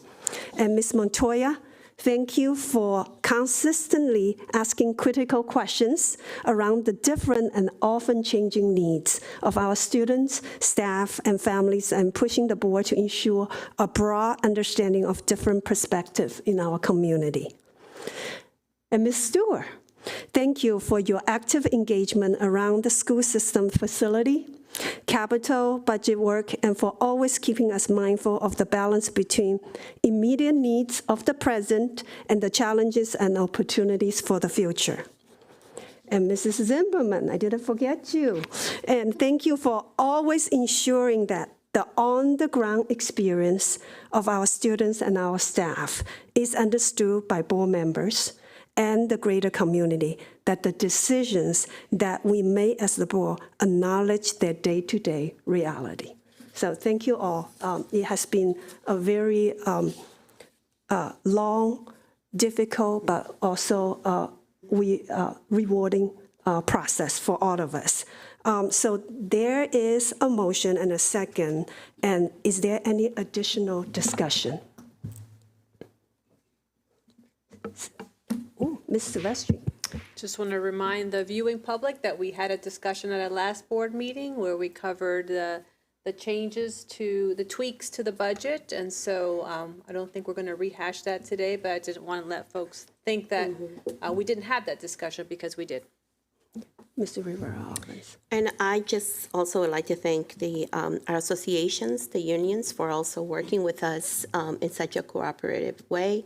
And to you, President Yang, for keeping us on course, for making sure that that we had enough, caffeine to be able to work those long hours. And it's always very rewarding to be able to work with folks. When I was hearing everybody's description, I was like, God, we're really great. So kudos to all of us, and also to our superintendent, Taylor, who I think just turned 1 year old with us this week, if I'm not mistaken, but who's counting? So thank you, and to the staff as well. Ms. Montoya.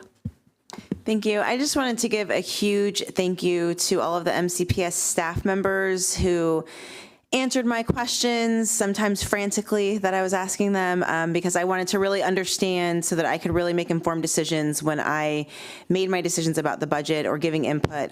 And also to all of the community members, you didn't have to show up to testify. You didn't have to take the time to send emails or stop me in the street at events to tell me, hey, there's this really important thing and I need you to know about it. And I really, really appreciate that, because when we get your perspectives, sometimes things look great on paper. We have these words, it sounds like it's going to work, but you know how it's actually playing out in your school settings, in your workplaces, in your communities. And I really appreciate you always being willing to give the feedback, even when it seems like maybe we don't want to hear it. So thank you so much. And thank you to Ms. Yvonne Alfonso Windsor for really just helping us to get course corrected here. Thank you.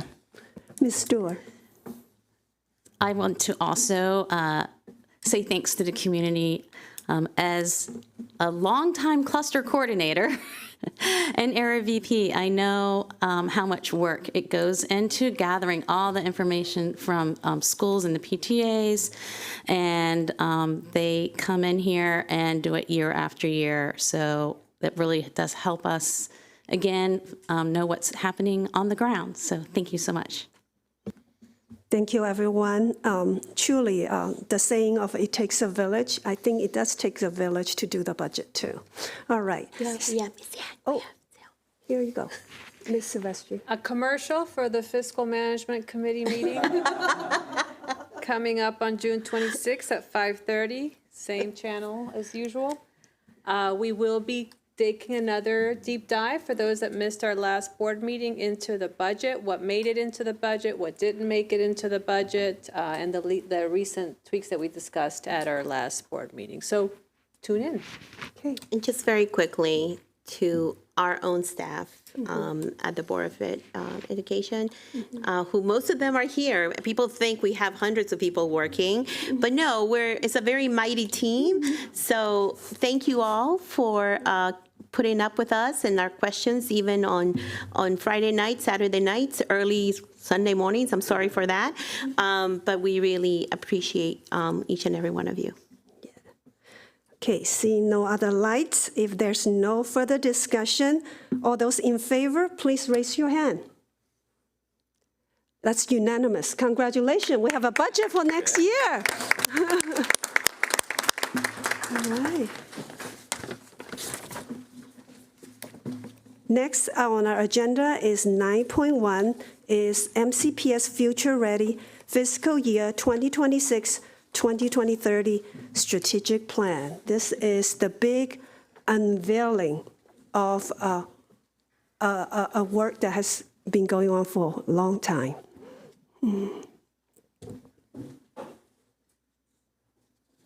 I'm going to turn it over to my colleague, Ms. Wolf, Chair of the Strategic Planning Committee.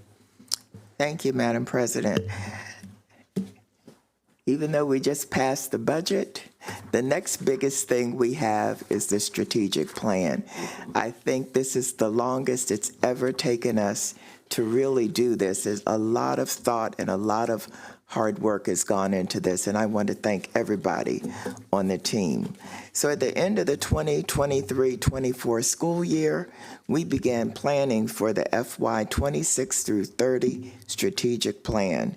This strategic plan is part of a year-long engagement process.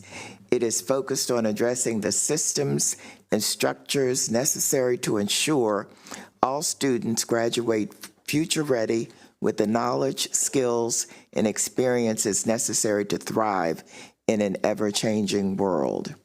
The Strategic Initiatives team has been working all year with the Strategic Planning Committee to engage all stakeholders, including community members, in order to draft the plan.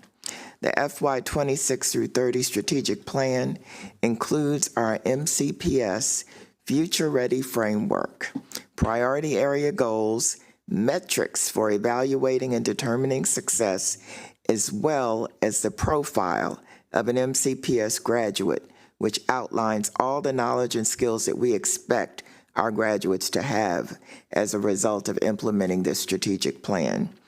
As strategic planning chair, I want to thank everyone that's been involved, who's worked hard. And there have been hundreds members of our community who have participated in the focus group and offered their feedback, and we want you to know that we do appreciate it.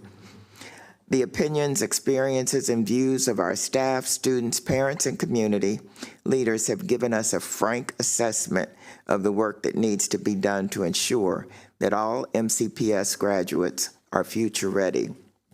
On behalf of the Strategic Planning Committee, with no second needed, I move this forward for the board's consideration, and at this time I turn it over to Dr. Taylor. Thank you, Chair Wolf and President Yang and members of the board. It is a pleasure to be with my colleague, Dr. Keisha Addison, to present MCPS's Future Ready Strategic Plan for fiscal years 2026 through 30 or 2025 through 30. These are the goals and objectives of our strategic plan. There is still work for the Strategic Planning Committee to do to flesh out strategies and tactics that support these goals and objectives, but this is a critical juncture for MCPS, and I could not add to what Ms. Wolf has said in terms of her description. She gave a perfect outline of the work that lays ahead of us. What we are trying to offer is clarity and a clear target for what we are aiming at as a community, where our goals are, and what we hope to accomplish, and so we're just going to dive right in.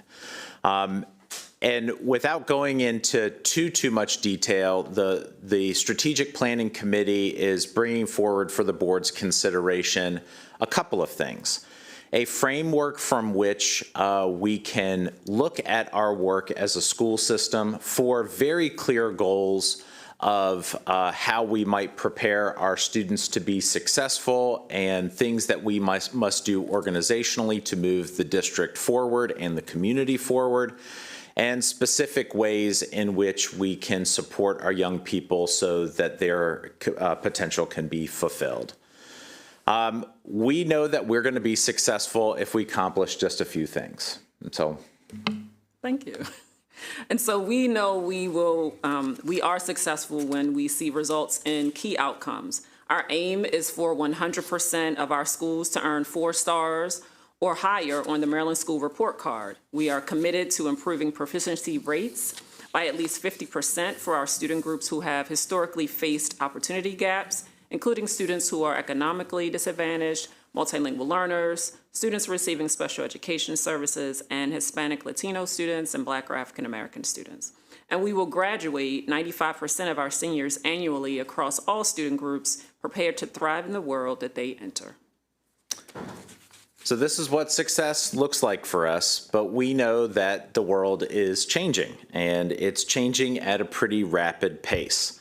For us to be successful and for us to accomplish those goals, we must lead and not follow. And we need to take into consideration some pretty critical parts of the world that we're living in today.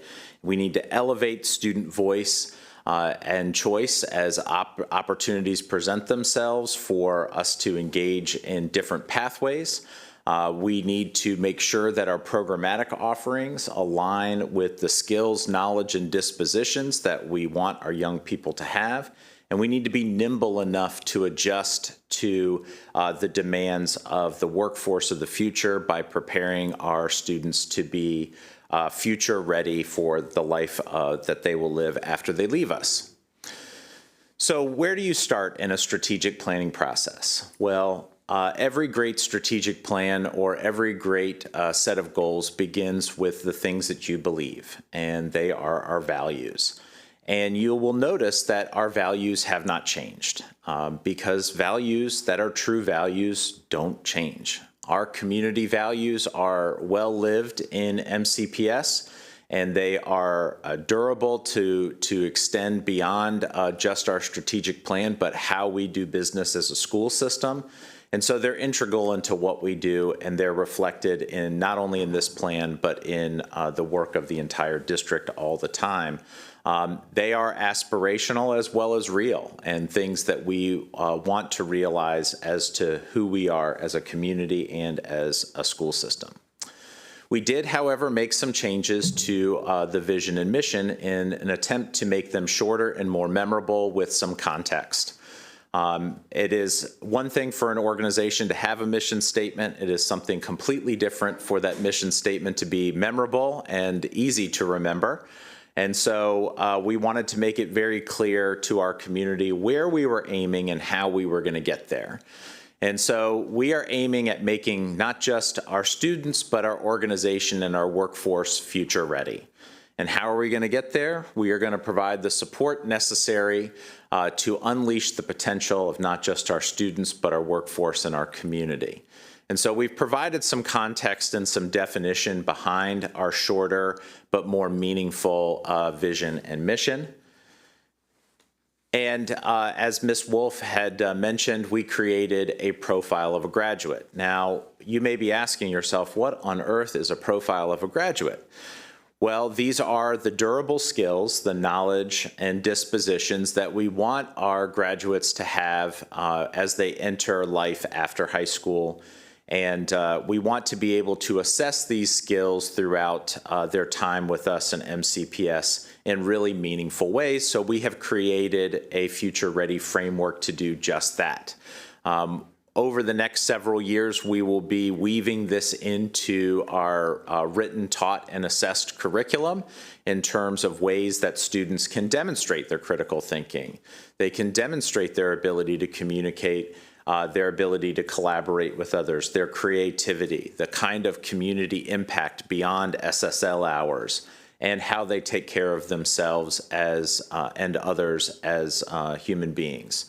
These are the traits that our community has identified and worked on as being absolutely essential, and the things that they're looking for MCPS to generate in its graduates beyond academic skills of reading, writing, arithmetic, and science. So what does that look like?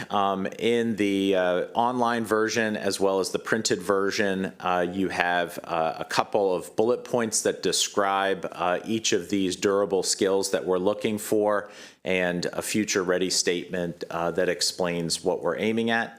It is our sincere hope that this strategic plan is a living document, and that we add to this plan over years of learning, and that we continue to refine this future-ready framework in meaningful ways so that our students can grow as our organization grows over the next several years. And so I want to take a few moments to go over the goals and objectives of our strategic plan, and I'll kick it back to Dr. Addison to do just that. All right, so our strategic plan has 4 goals, and each of the goals have an associated number of objectives. So our first goal focuses on academic achievement and growth and has 7 objectives. Now this is, the first objective is related to the Maryland School Report Card. We want to ensure that MCPS is leading the state in academic performance. We are prioritizing literacy and mathematics in this goal and ensuring that all students reach key milestones such as reading proficiency by the end of 1st grade, which works directly aligns to the blueprint for Maryland's future, Pillar 3, as well as ensuring success in Algebra 2 before graduation. Continuing with Goal 1 and the last 2 objectives, we are committed to closing performance gaps for our most impacted students, ensuring that all students, not just some, experience growth and success. We will also expand access to programs that promote innovation and enrichment so that learning is rigorous, joyful, and tailored to the students' interests and needs. Transitioning to the second goal, our second goal focuses on preparing students for life after high school, and there are 8 objectives for this goal. Every student will have a clear plan upon graduation, whether to enroll in college, enlist in service, or enter the workforce. We will ensure that all students have real-world learning experiences like internships and capstones. Starting in middle school, students will develop and revise individualized college and career plans, and in elementary school, they will explore the wide range of career pathways available to them. Still with Goal 2, to ensure students are ready for success beyond MCPS, We will provide access to advanced coursework and credentialing opportunities, from advanced placement and international baccalaureate programs to career and technical education. Financial literacy, which we heard is an interest in our public comment, will be a requirement for our high school students. Further, we will support families in understanding the full range of educational and career pathways available. This is our collective investment in each student's future. Our third goal ensures that learning and work environments are safe, welcoming, and inclusive. And there are 12 objectives associated with this goal. Every student and staff member deserves to feel physically, emotionally, and mentally safe. We will reduce disparities and suspensions and address perceptions of school climate across demographic groups. This includes targeted actions to reduce hate bias incidents and ensure every family feels welcome and valued. Continuing with goal 3, we are also focused on the operational side of safety and effectiveness, from ensuring adequate facilities and equitable distribution of resources to maintaining green infrastructure and reliable transportation. We are making sure that every element of the system supports student learning. Clear, culturally responsive communication and transparency in operations are essential for building and maintaining community trust. The fourth and final goal centers on our people and includes 5 objectives. We will support and invest in all staff by providing competitive compensation, career pathways, and meaningful professional learning. Our commitment includes a focus on attracting and retaining a diverse, highly qualified workforce. Every student deserves to be taught and supported by adults who are not only experts in their fields, but also reflect and value the diversity of our community. I will now turn it back over to Dr. Taylor to share how we will monitor our progress. Goals and objectives are great, but how will you measure it? Well, we have scorecards to do just that. We will be collecting baseline data this year on identified metrics to support each goal and objective so that there's clear, transparent, and consistent methodology behind measuring each of these goals and objectives. You will see reporting timelines for monthly, bi-monthly, quarterly, annually, specific objectives so that the board will receive public transmissions of our progress and be able to track our success over the next 5 fiscal years. We find that it is absolutely essential for us in this new strategic plan to be able to track our progress and to have genuine accountability for the progress that we are making through this strategic plan. Our previous work and our previous strategic plans had very fantastic goals. They were lofty. They pointed us in great directions, but lacked this accountability metric and this ability for us to measure consistently. And so we see this as a big enhancement to our strategic planning work. But our work is not done. This is going to be the penny that comes back every so often. We have a lot of work yet to do. Presuming that the board takes up this call to action and adopts this strategic plan, we are definitely working with our teams to launch this work with our supervisory staff, our principals, and our district leadership. We will be working with the strategic planning committee in the summer and into the fall to flesh out strategies and tactics that align with each of these goals and objectives. And closely followed by that will be professional learning and budgets that align with this work as well.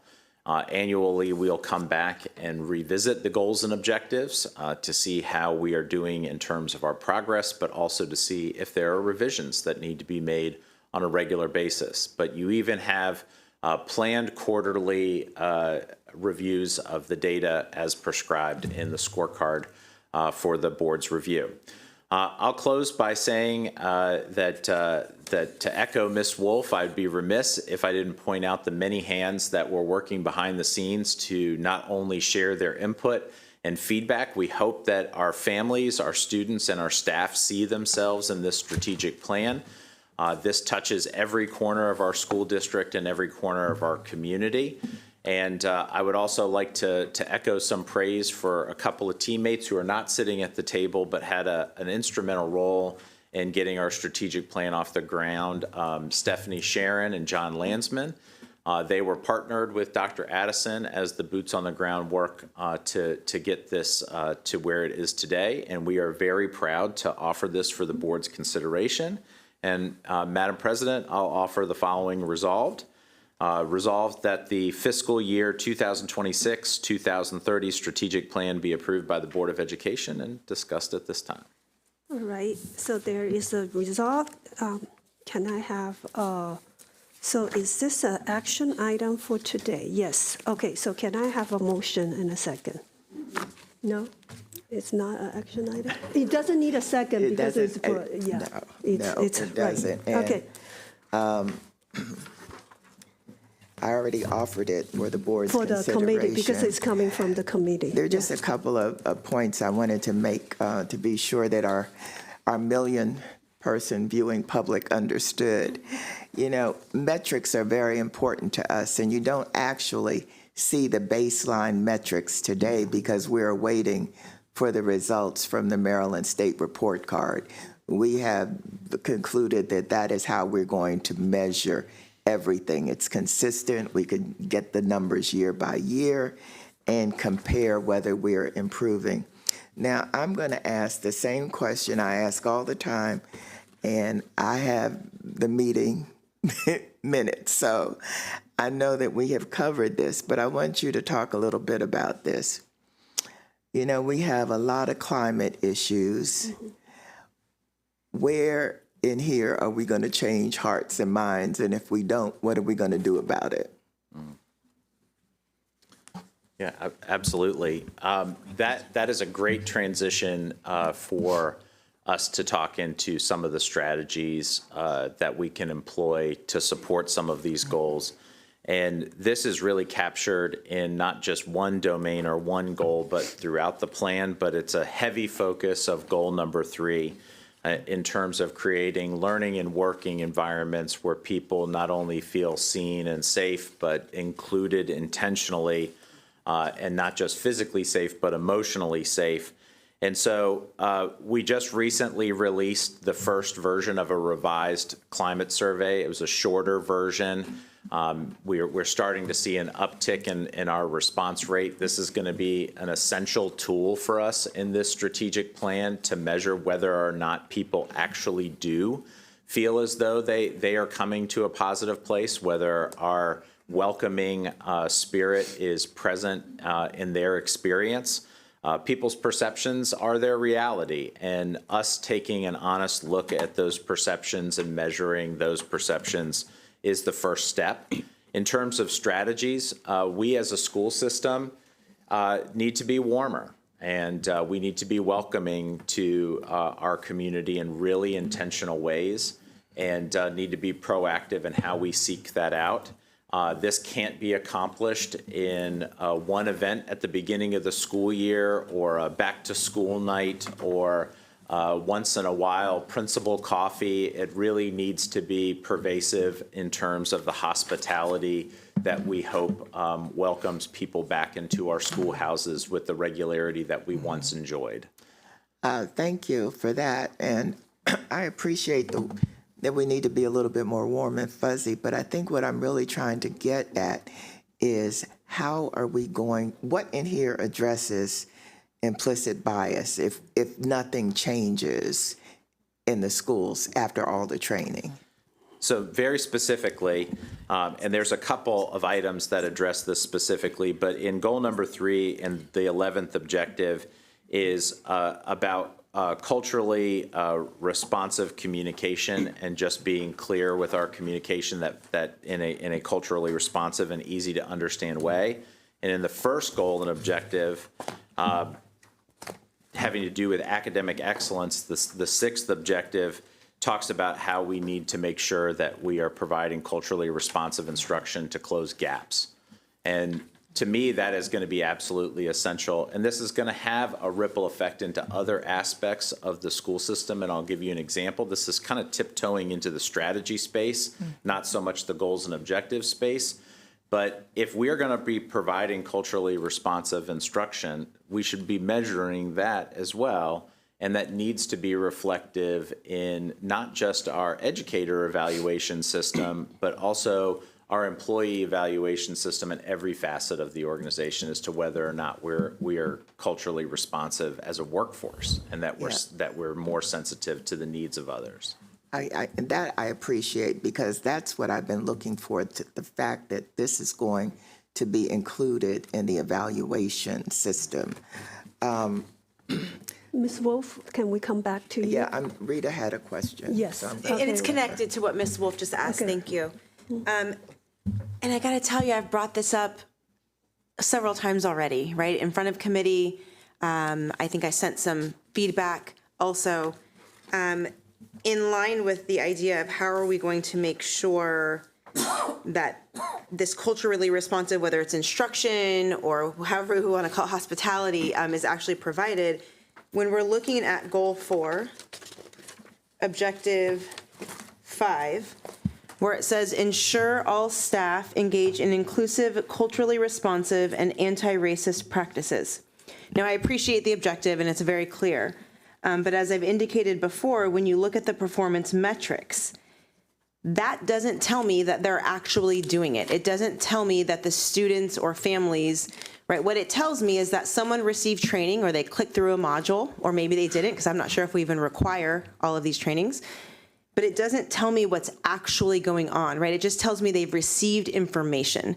Now, before you tell me, well, the climate survey and let me see, what did you say? Goal 4, objective 5.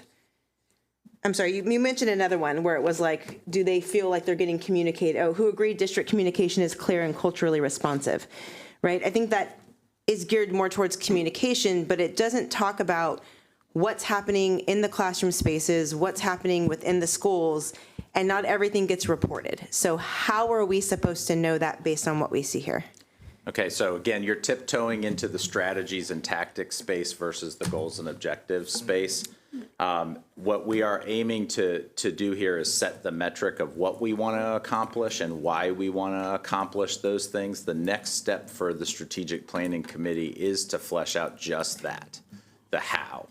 And so you're going into the space of how you want to get those things accomplished and how you want to achieve that.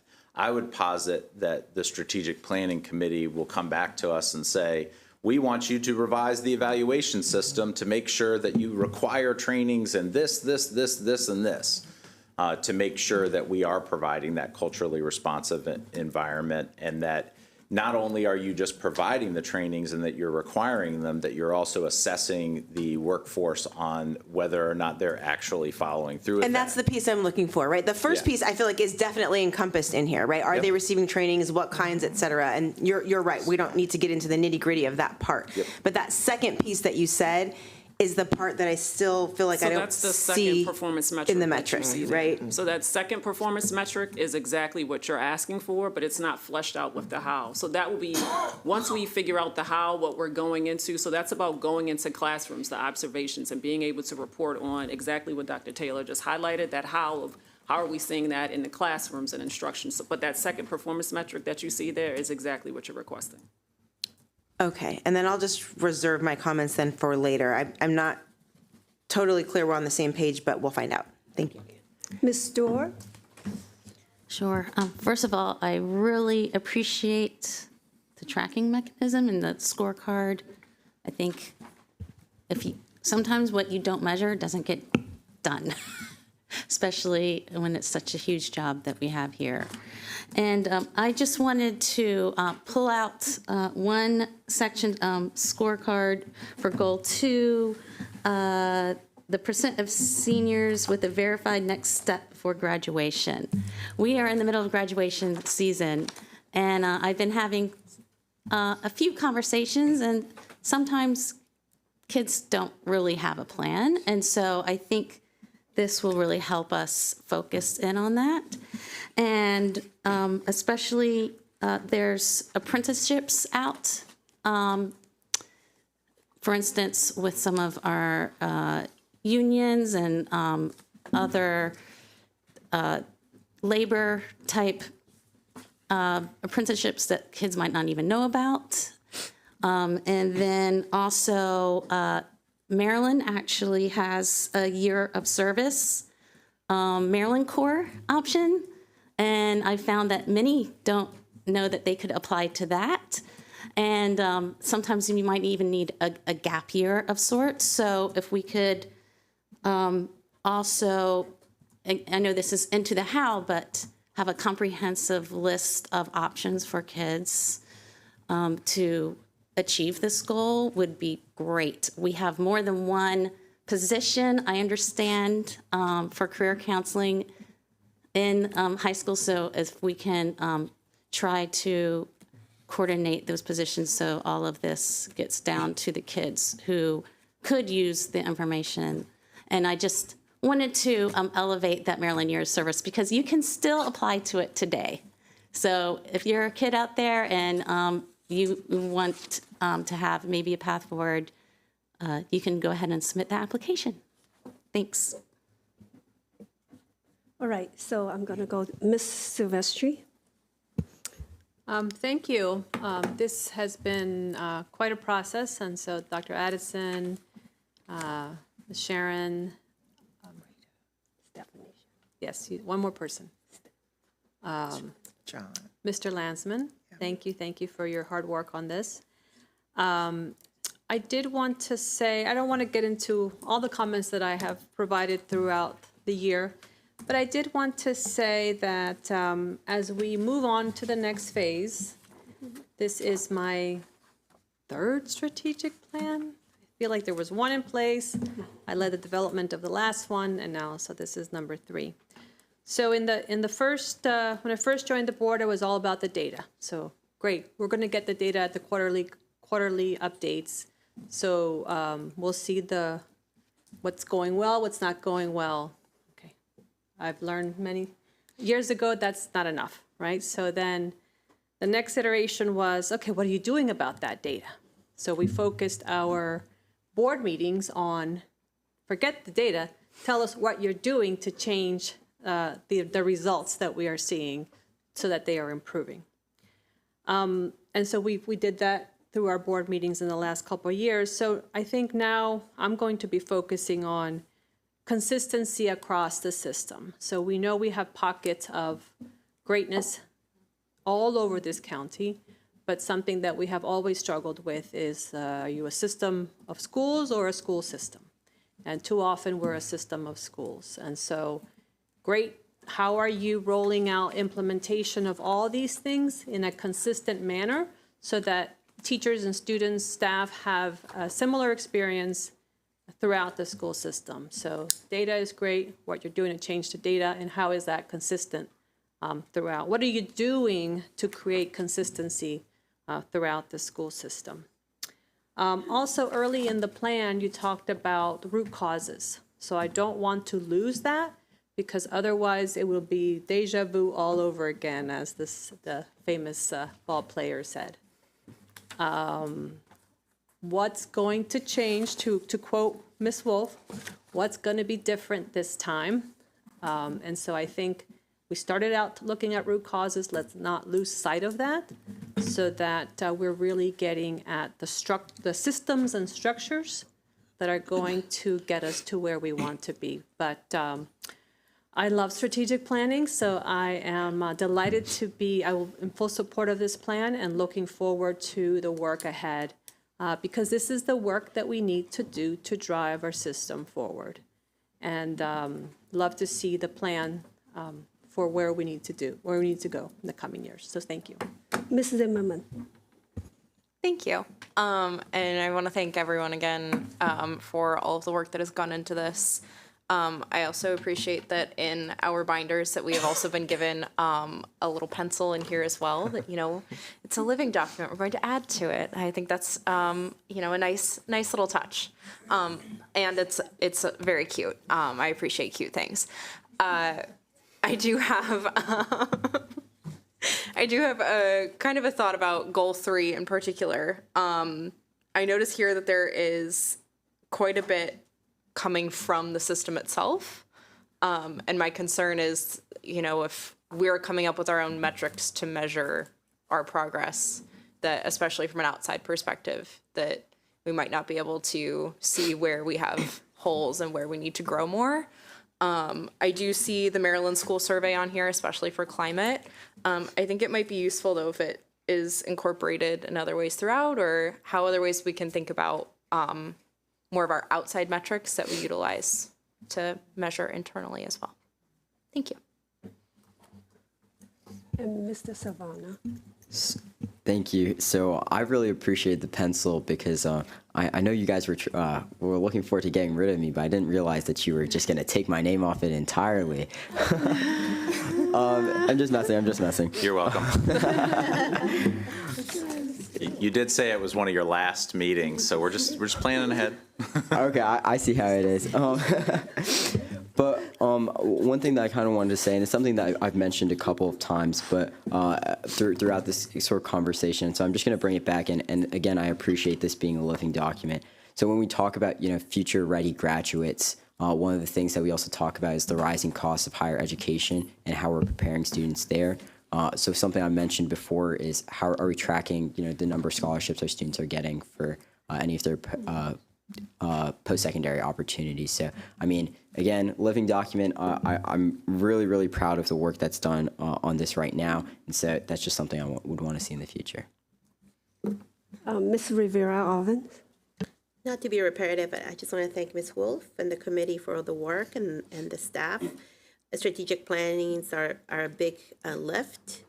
And they also represent who we are as a system and who we want to become in the future as a system. So to Ms. Montoya's point, I think is the fact that we want to know exactly how this is going to be done and what mechanisms and all that. Because, in what is written, it just sounds so lovely. And so, okay, this is all going to be peachy and yay, great. But in reality, we are a really big system, right? And there are disparities across the system with the same curriculum, right? Whether it's math, whether it's English and implementation. So what I'm looking forward to it is, as my colleague, Ms. Sylvester said, it's about the uniformity across the board, whether you are taking the same English class at Chevy Chase Elementary, or you're taking it at Summit Hall, or you're taking it at Daly Elementary, at Damascus Elementary, that you have the continuity and that the teachers, they all have the training and so on. So to me, it's, is kind of looking at those nitty-gritties of making sure that our staff, I know you could just say, I took the training, but it's actually implemented. And I know we're getting ahead of it. I know this is just the basic of it, but I think that's what that's what I would like to see. And I know it's a complex thing because we are, we're a group of 160,000 students plus almost 30,000 employees. So I just want us to, I would love to be true to this document as much as we can, because that could lead us into making important systematic changes. And changes are not always easy to implement. There's always going to be a little pushback. So I want also to see what is the plan for that, because you're going to get pushback to folks, who have been here 40 years or 30 years, to folks who just started. But this is the way we always done it, right? How we're going to deal with that. So I'd love to add two things really quick to this, because I think you're spot on. And I think historically, as in school systems, not just MCPS, we're really good at evidence of implementation and really, really poor at evidence of impact. And so we see this as really an opportunity for us to shift, and really the board's responsibility to hold us accountable for evidence of impact, not just evidence of implementation. And here's the difference. Evidence of implementation, you attended a training, check, versus evidence of impact. It informed your instruction and these were the results. Big difference. I attended a training, it informed my instruction, and now these are the results. We are on a continuum moving closer towards it informed my instruction, therefore it changed my results, here are my results. And so we're trying to move us closer as a system to a results-driven organization, and to be one that is focused on the impact of the work we do, not just attending a training. And so that's a change for our professional learning as well, because we don't really, or haven't historically done assessments tied to our professional learning. And we probably need to get to the place where we are not only assessing our professional learning, but we're also checking to see what changed year over year as a result of that and how those things were implemented. It's going to be messy. The second thing that I would say that I think is spot on, it is okay, and we should have tension between some of our objectives. That we can have things that seemingly are in conflict with one another, but rather are stretching us as an organization to push and pull in different directions. And so it's okay for us to want teachers to have autonomy in the classroom and to be their best self, and for them to bring their special version of education to the classroom, and for us to have high expectations for the outcomes that happen in those classrooms, and to follow a set of standards and expectations. We can and should have both. So having tension between those two things is a positive thing.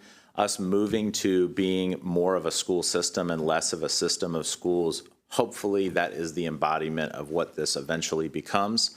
This is to adjust everyone's expectations, this will be the hardest and most rewarding thing we do as a district, is to move in this direction, because there is no perfect carbon copy of the experience. That is an equality model, not an equity model. And we really want to be better than that, and to have an equity model that still holds a high expectation for all learners. Okay, thank you. I want to thank Dr. Addison, because we had a lot of lofty goals, and she took them and put them into something she said she could measure. So I think that we really appreciate that. And if there are no further questions. I do have You have a question? I'm yes, sorry, I Julie. do. Go ahead. I do. So first of all, you do too. Okay. So thank you for your work. And I actually think we have set very good goals. It's an impressive goals, and if we can achieve them, and it's a beautiful thing for our students and staff and the community. Now, my questions will be as we move forward. You don't have to answer me today, but as we engage in the next phase of your developing the house, I would like you to think about these things. First of all, how can we avoid the cycle of enthusiastic, exciting launch, then without the sustained follow-throughs, right? How? And also for some of our goals, for example, if we say climate safety and operation for our goal 3s, so what system will be in place to track and publicly report progress that we on reducing hate bias, bullying, for your future? And for your goal 4, that you have a career ladder, then how will you evaluate the effectiveness that this is actually really motivate professional growth rather than burnout? Right, really looking at that. And then overall on your implementation and accountability as you go to the next steps, we have this future-ready framework you're going to develop. Then after that, how would you share the quarterly data with the public, and how soon will we get the quarterly data? So that will be very important because if we are talking about mid-course correction, let's work out a timeline. So that will be my comment. Thank you. Thank you. As just a related note, I would note here, and actually this slide, it says that in the summer that the committee will work on reviewing strategies and tactics for each goal and objective, but I don't believe we have any committee meetings scheduled for the summer. So that's just a note for, I guess, all of us to figure out logistically how that happens. But my question is a request for information. If I could please have, and if my colleagues would like as well, copies of the climate surveys for staff, students, and families, just like, the actual surveys themselves. Obviously, we're not going to take them. We're not looking for the data yet. You're still collecting that. But I just want to see what are the questions, what does the introduction look like exactly how it would go to a student or a parent or a staff member. Thank you. Okay, so now if there are no further questions, all in favor, please raise your hand. And that is unanimous. Madam President, I turn it back over to you. Thank you, Ms. Wolf. Thank you for the committee. Thank you, Dr. Taylor. This will not be a one-time conversation. It will be a continuous conversation. We have a recess schedule for us. I will suggest we do a quick 10 minutes recess, and then we'll be back here at 3:40. Oh, let's get back here 3:40. Okay, thank you.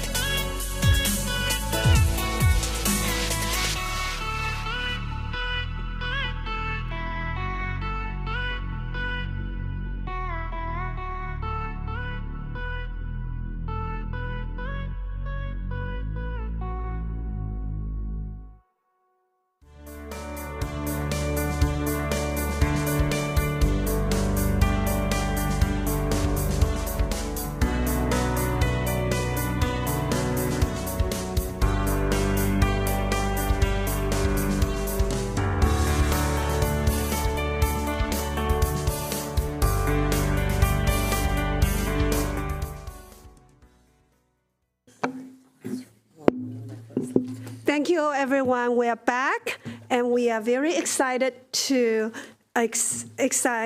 move to our next item, 11.1.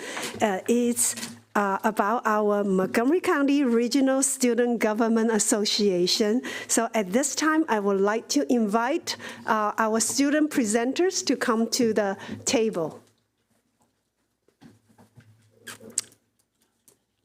Dr. Taylor, why don't you start us off?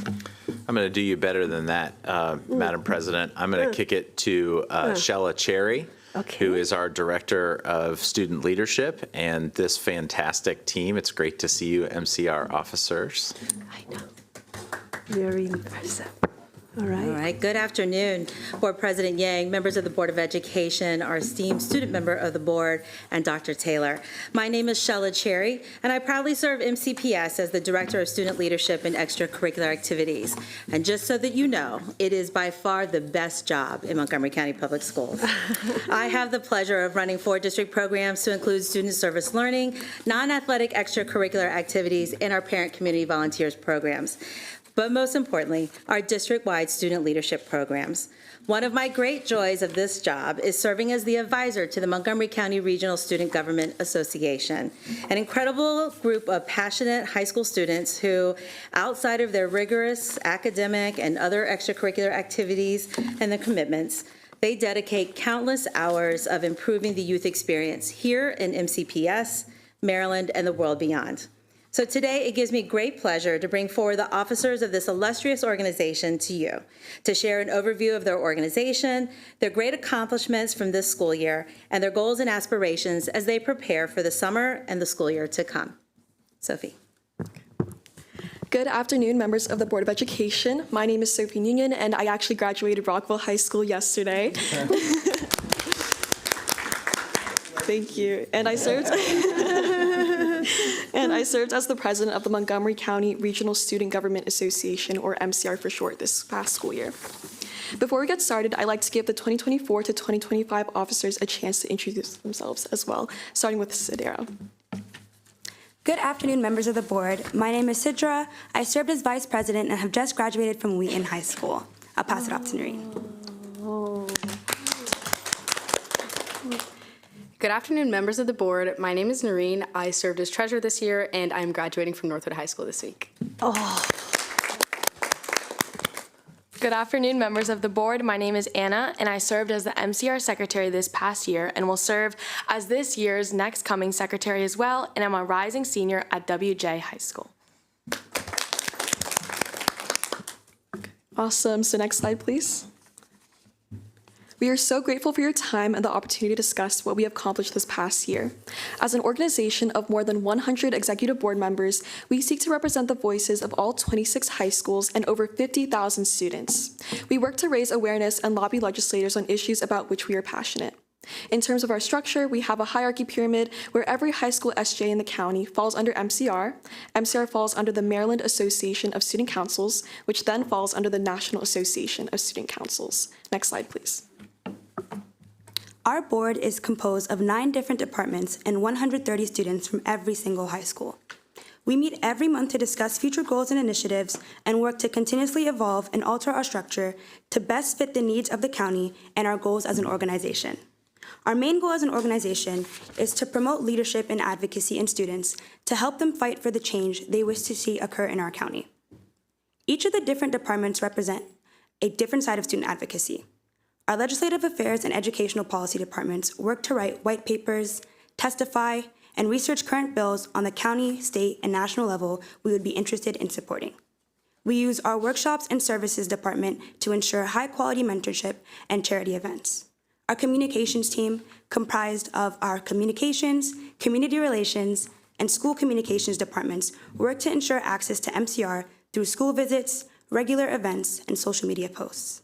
Next, we have our finance team that's run by a treasurer, which you'll hear more about later. Finally, MCR also works closely with our middle school counterpart, the Montgomery County Junior Councils, also known as MCJC, that works to instill leadership skills starting in 6th grade and advocate in a similar way to MCR. Together, MCJC and MCR use these structures to ensure students are represented in multiple ways across multiple areas. Next slide, please. As Sadara mentioned, MCR's conviction is to represent MCPS high school students in a variety of different ways. Serving in this role, MCR strives to bring the voices of Montgomery County students to a statewide scale. In partnership with our parent organization, Maryland Association of Student Councils, also known as MASC, we have hosted a variety of statewide conferences right here in Montgomery County. In fact, each year we host the 3-day MASC Advanced Leadership Camp, which trains students to lead workshops and provides the MASC Executive Board with an entire day to conduct its business. This year, we won the bid to host MASC's first ever Winter Leadership Conference at Walter Johnson High School, where students from all over Maryland had the opportunity to directly participate in the legislative process by voting for 2 of the Maryland State SMOB finalists.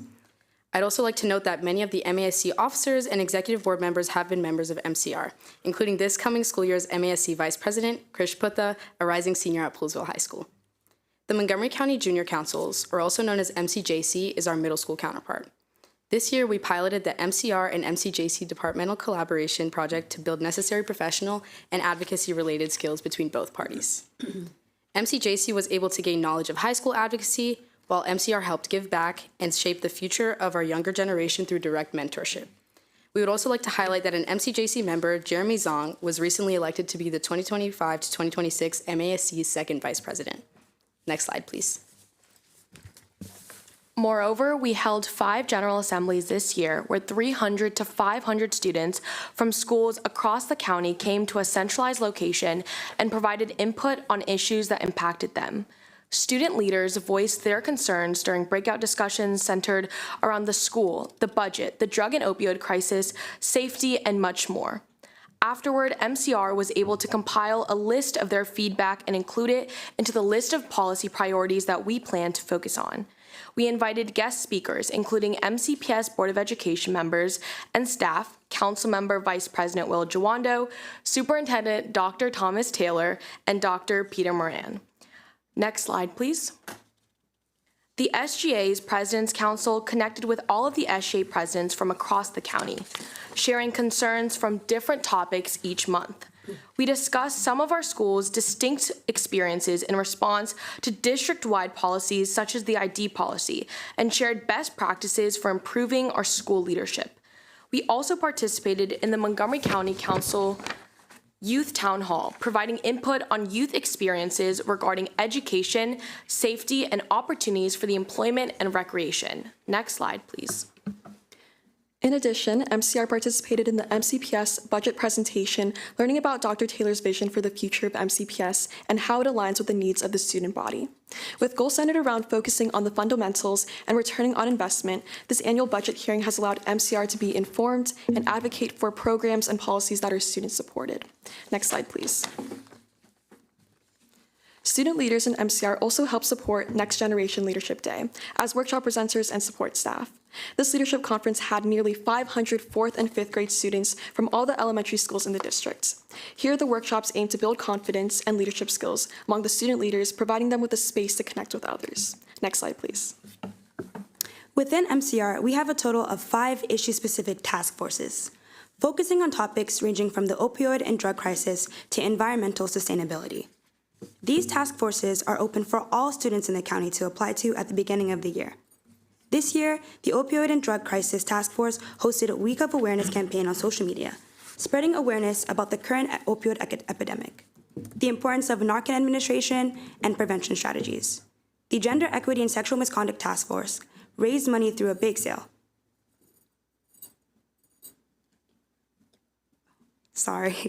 Donating to a nonprofit organization in Montgomery County that focuses on providing emergency shelter, supportive housing, and more.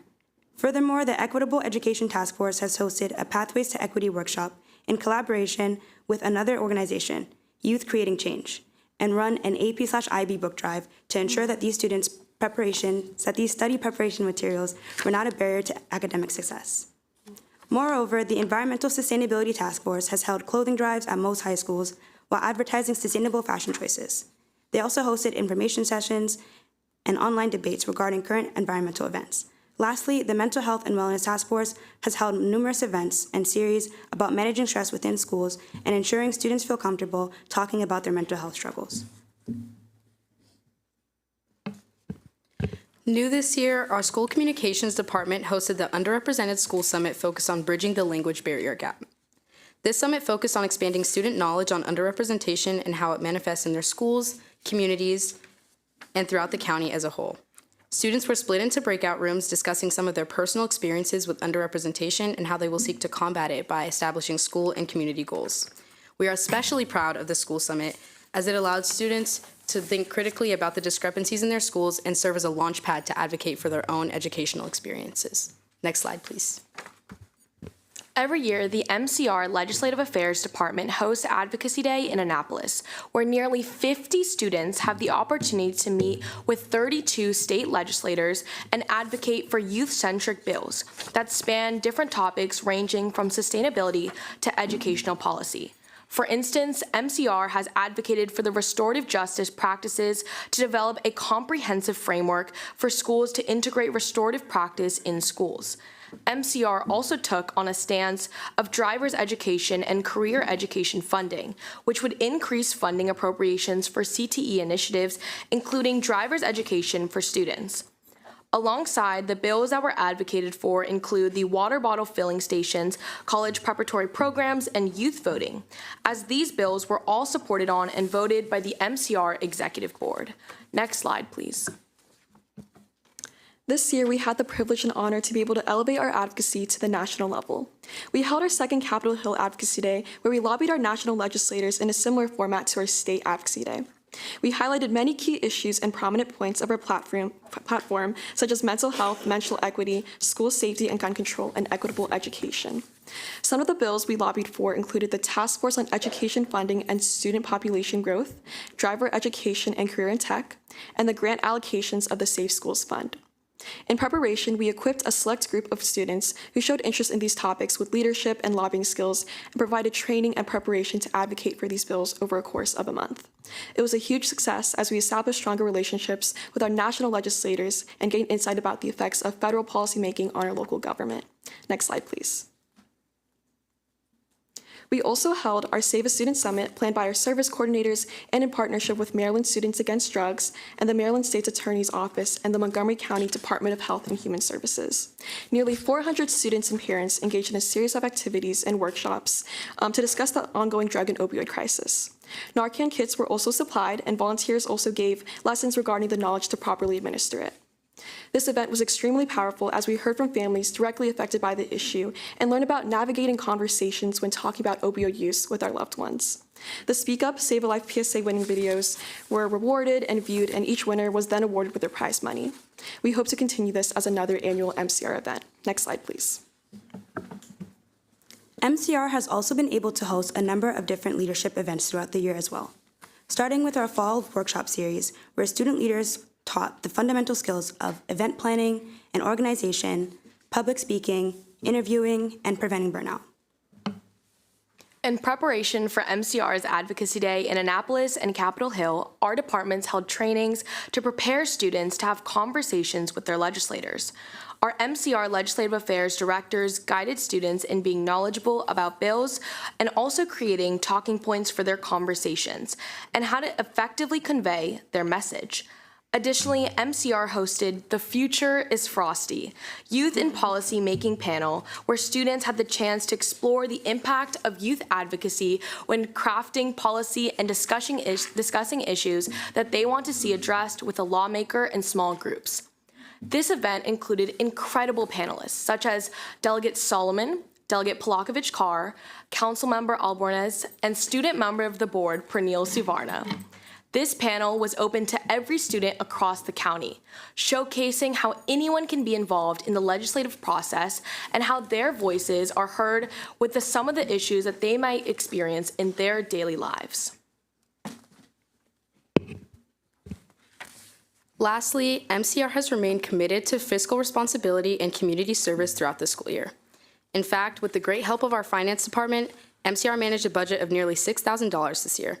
By hosting a variety of projects such as the Halloween Boo Bag fundraiser where students can purchase treats at one of our general assemblies, we have made sure that our fundraisers are accessible as possible to students. Further, by winning bids to host MASC's statewide conferences, we use the funds that we raised to open opportunities for even more MCPS students.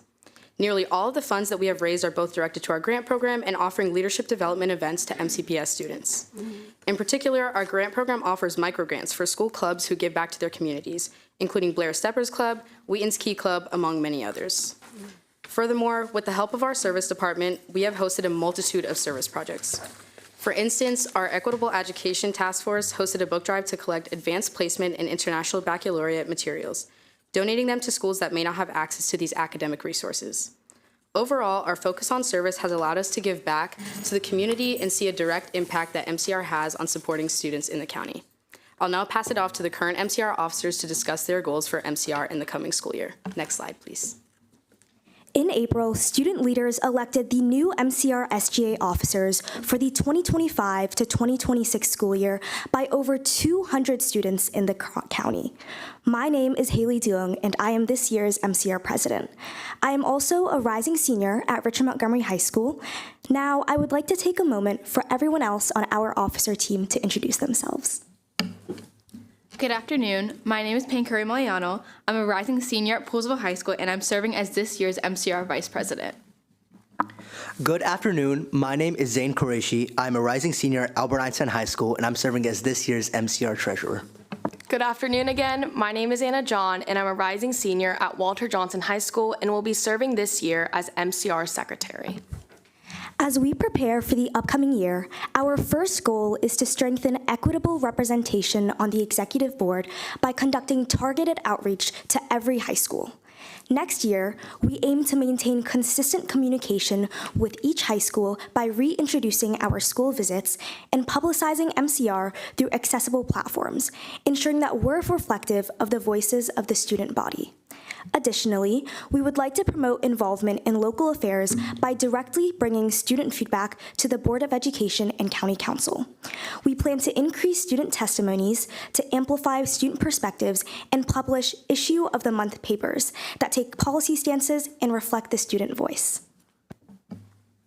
Our next goal entails continuing to amplify student voice through various methods of increasing student engagement, for which we'll employ several strategies. This includes leveraging our task force department, which offers students outside of our executive board the opportunity to address specific issues such as the drug and opioid crisis, gender equity and sexual misconduct, equitable education, mental health, and environmental affairs.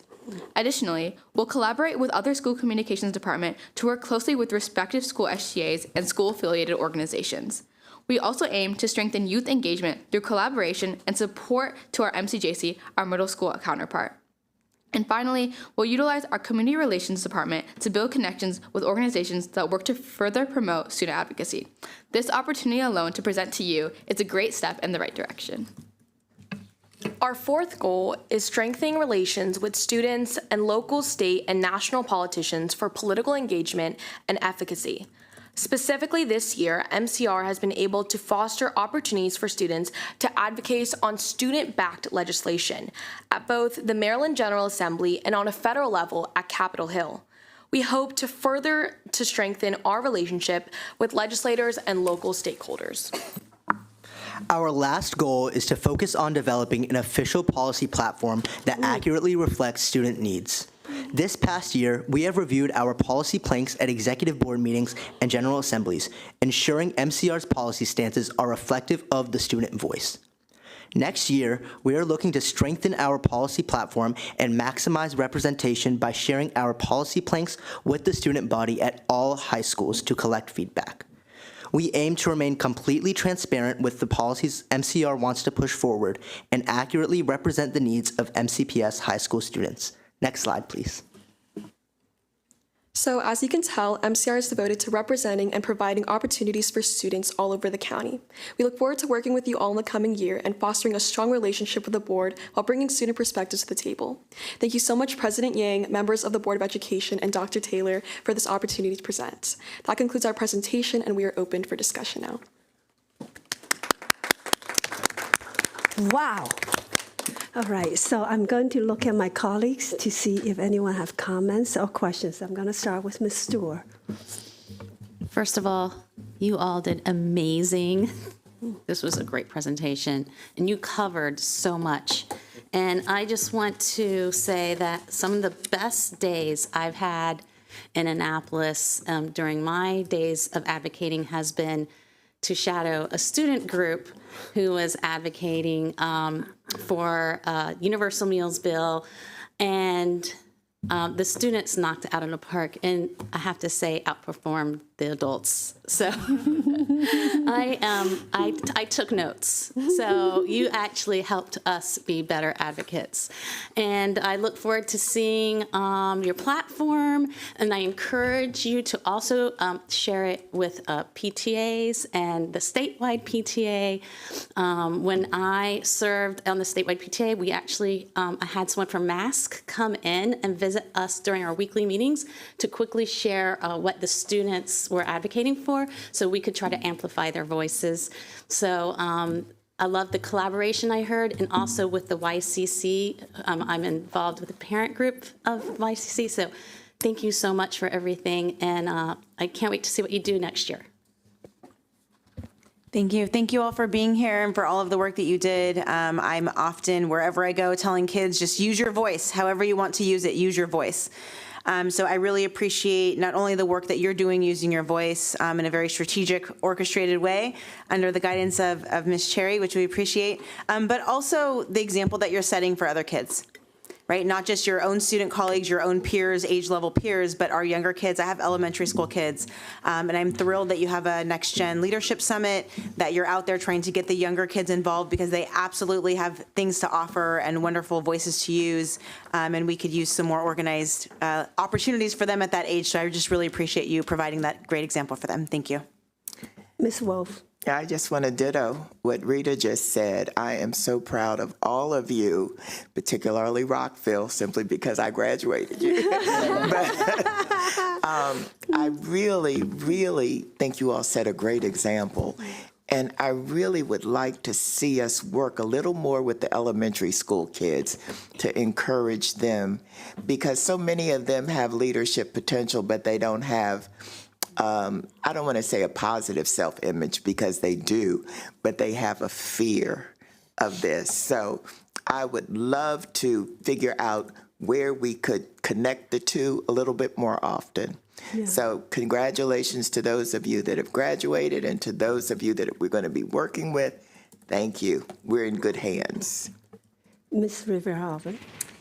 No, I just echoing my colleagues' comments as somebody who is first generation with immigrant parents. One of the first things I remember, one of my friends introduced me to SGA. I had no idea what SGA was in middle school.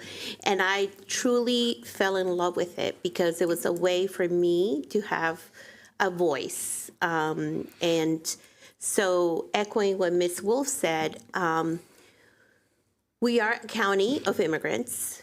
And I think it is so important, incredibly important, that we open the ways for young kids to have a voice. And like she said, I think, I hope that you guys can expand a little bit more the relationship with elementary school and middle school. Because I know when I do career day, these little people are amazing, and they ask questions, and they're, but I think they relate better to people who are closer to their age, like everybody does, right? And so I hope to see that a little bit more, especially for those kids who start as EML, like I did, like myself. And because it is hard to fit in sometimes in leadership roles because of your accent, because the way you look, you're more self-centered sometimes, and you question yourself if you have the right skills. So I just want to say thank you for your leadership. I wish the seniors all the best. Looking forward to seeing, the incoming students, lead, because you are a great role model, especially for young kids. So I do encourage you guys, especially in those schools that we have very high farm rates and so on.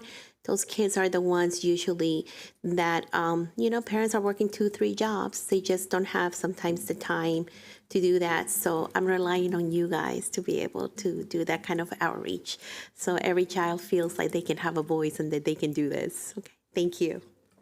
Ms. Silvestri. To be additive and not repetitive, just encourage you all to, you mentioned your advocacy at local, state, and federal levels, and don't forget the local, right? All politics is local, and we want to hear from you here at the Board of Education, and I'm sure the County Council wants to get your perspective as well, in addition to the event that they put on for the students. But you know, it's so important that we hear your voice as users of this school system. It's very helpful for us as board members to hear, how is that policy working out in reality every single day in your school? So thank you for that, and I echo the comments about your advocacy, your work to bring, continue to diversify the students that are running for these offices. And we saw some elementary school students today that might be future members. So thank you for your great work. Ms. Zimmerman.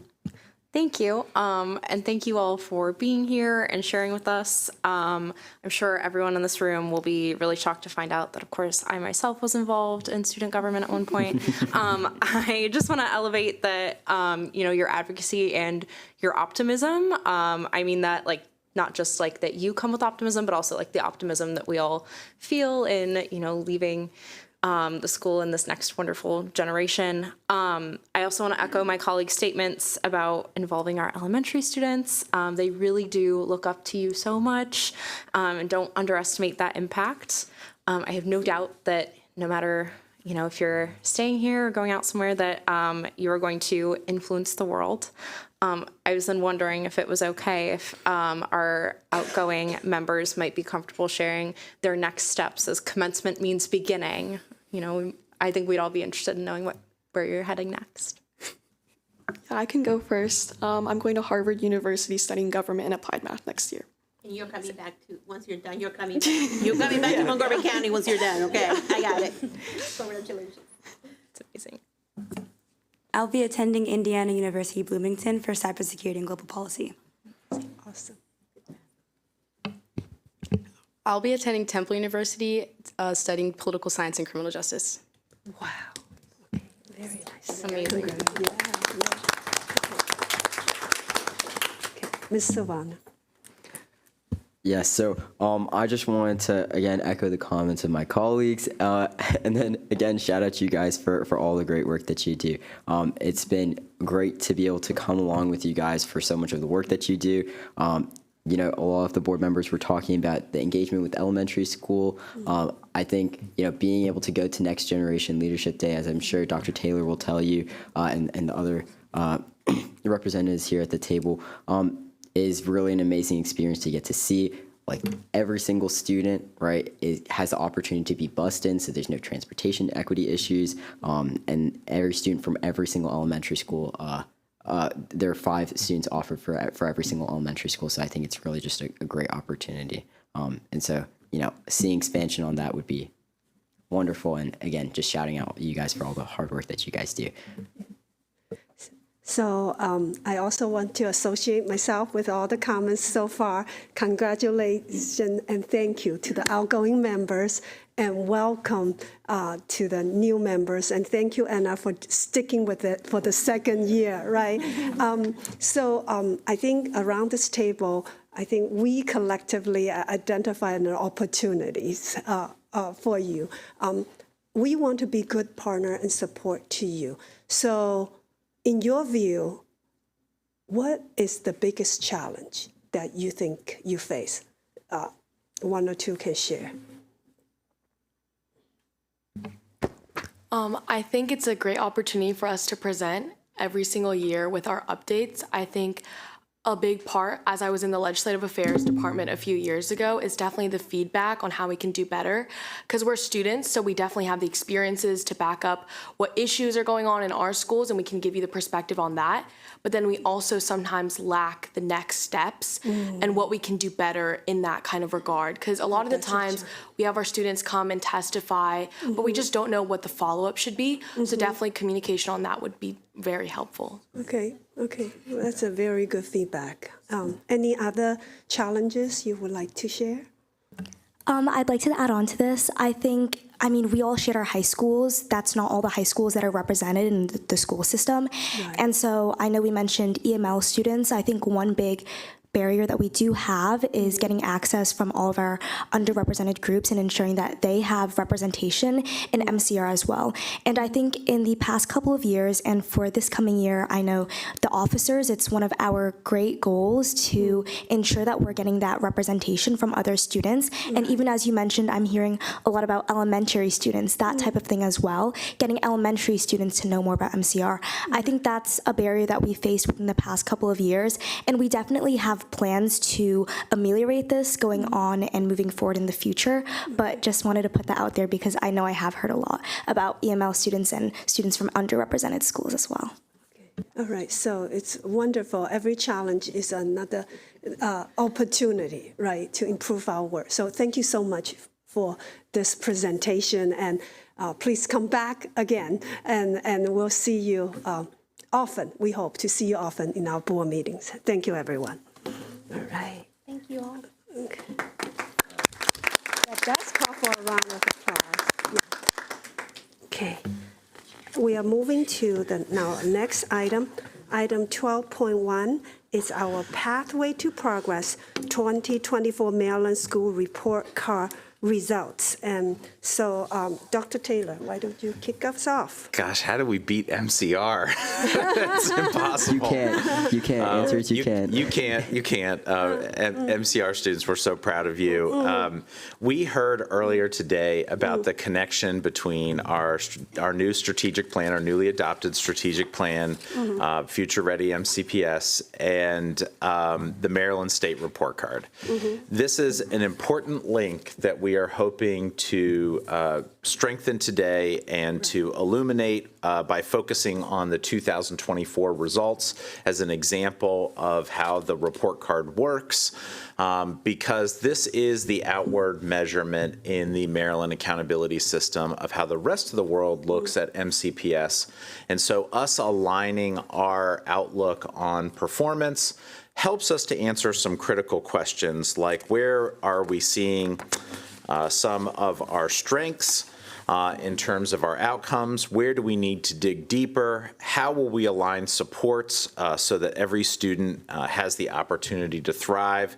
It's also important to note that this year's results include updates to how the stars are assigned, including the addition of primary schools that serve only our youngest learners. As we will review the trends in this year's data, we will highlight both the progress that we're seeing and areas where further strategic attention is needed, and of course, what a perfect way to do that than through our new strategic plan.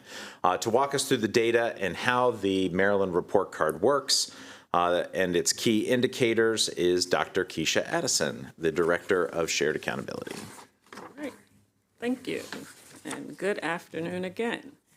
And so here I give you an overview of what we will cover today. We will begin with an overview of the Maryland School Report Card and the accountability indicators that form the basis for a school's rating. We'll review the 2023-2024 star rating distribution for MCPS schools and note changes from the prior year. We'll also highlight several key indicators that drive the state accountability model, including academic achievement, academic progress, graduation, and more. This year, the state, as Dr. Taylor said, has made a change to our primary schools, and we'll explain how those schools were rated. Lastly, we'll talk about how these results inform our next steps, particularly as they relate to advancing the academic excellence pillar of the recently adopted strategic plan. And so the Maryland School Report Card is the state's formal accountability system developed in response to the Every Student Succeeds Act, or ESSA. This federal legislation was created to ensure that all public schools provide a high-quality education and to hold schools accountable for serving every student. This report card offers a standardized way to assess and monitor whether our schools are meeting those expectations. It also helps us evaluate whether we are providing equitable access to academic opportunities across student groups. In short, this is how the state measures our progress. Beyond its federal purpose, the report card plays a key role in public transparency. It provides families, community members, and policymakers with a clear and accessible picture of how schools are performing. It includes components such as percentile rankings, points earned, and a 1 to 5-star rating system. This helps the public better understand areas of strengths and areas in need of attention. For our community, this is how the public measures our progress. The data from the Maryland School Report Card directly supports the academic excellence pillar of the recently adopted strategic plan, as I shared. These accountability indicators give us a clear view of where our students are thriving and where more support is needed. The report card data helps us evaluate academic performance, monitor student growth, assess readiness for post-secondary success, and examine equity. These are the same levers we use to measure our strategic progress as a school system. And this way, the report card is not just a state requirement, it's a strategic tool for driving improvement. The Maryland Accountability Framework is built around a total of 100 possible points. Each school can earn points across a series of indicators which vary slightly by grade span. These indicators include academic achievement, academic progress, graduation rate for high schools, school quality and student success, readiness for post-secondary success, and progress in achieving English language proficiency. All of these schools accumulate points based on performance in each area, which ultimately determines their overall score and star rating. Each school performance across these indicators is used to calculate a total earned points percentage. That percentage is then mapped to a star rating, with 5 stars representing the highest performing schools and 1 star indicating the greatest need for support. Additionally, each school is given a percentile rank, which shows how that school compares to other schools in Maryland that serve the same grade levels, elementary, middle, or high. Together, the star rating and percentile rank offer a complete view of how a school is performing relative to state expectations and peer schools. For the first time, the 2023-2024 school report card includes our district's primary schools, those that serve only pre-K through grade 2. These schools do not receive a percentile rank since they don't serve the full span typically used for comparison. Instead, they are assigned the star rating of their designated receiving school, usually the school that serves grades 3 through 5. This change ensures that our youngest learners and the schools serving them are now included in the state's accountability conversation. Here we see the overall distribution of star ratings for MCPS schools. Keep in mind that our accountability data comes out December of each school year, so it's a bit lagging. So in 2022-2023, 24 schools earned 5 stars. In 2023-2024, that number decreased slightly to 18 schools. However, we saw an increase in 4-star schools from 70 to 83. The number of 3-star schools remained relatively stable, and it's worth noting that 50% of our schools in 2023-2024 earned either a 4 or 5-star rating, which reflects strong performance across many parts of the district. These numbers give us a system-wide view of how our schools are performing and where focused support may be needed. Here we see the movement in star ratings from prior year to the current year. So a total of 20 schools improved their star rating, while 30 experienced a decline. Breaking this down by level, we saw that the most rating changes at the elementary and middle school levels. While we celebrate the schools that improved, we also use this information to identify where targeted support and intervention are necessary to reverse declines and build sustained strength. Going into the different indicators, here we have academic achievement, which is one of the core indicators used to evaluate school performance. It applies to elementary, middle, and high schools. The indicator includes multiple measures, such as performance on state assessments in English language arts and mathematics, and it carries a weight of 20 points for elementary and middle schools and 30 points for high schools. This is one of the foundational ways we measure student learning outcomes across the district. Academic progress focuses specifically on growth over time and is measured for elementary and middle schools only. This indicator accounts for up to 35 points and includes 4 growth measures for elementary and 5 for middle schools. This indicator is particularly valuable in understanding how much progress students are making year to year, especially for those who may not yet be meeting grade level expectations but are making significant gains. Progress in achieving English language proficiency evaluates the progress of English learners in becoming proficient in the English language. It applies to all school levels and is worth up to 10 points. This measure is critical for assessing how well we are supporting our multilingual learners and ensuring that they are progressing in their language acquisition, which is essential for success in all academic areas. The School Quality and Student Success Indicator looks at several important aspects of school life that are not directly tied to academic tests. It includes measures of the survey, attendance, and access to a well-rounded curriculum. It applies across all levels and is worth up to 35 points.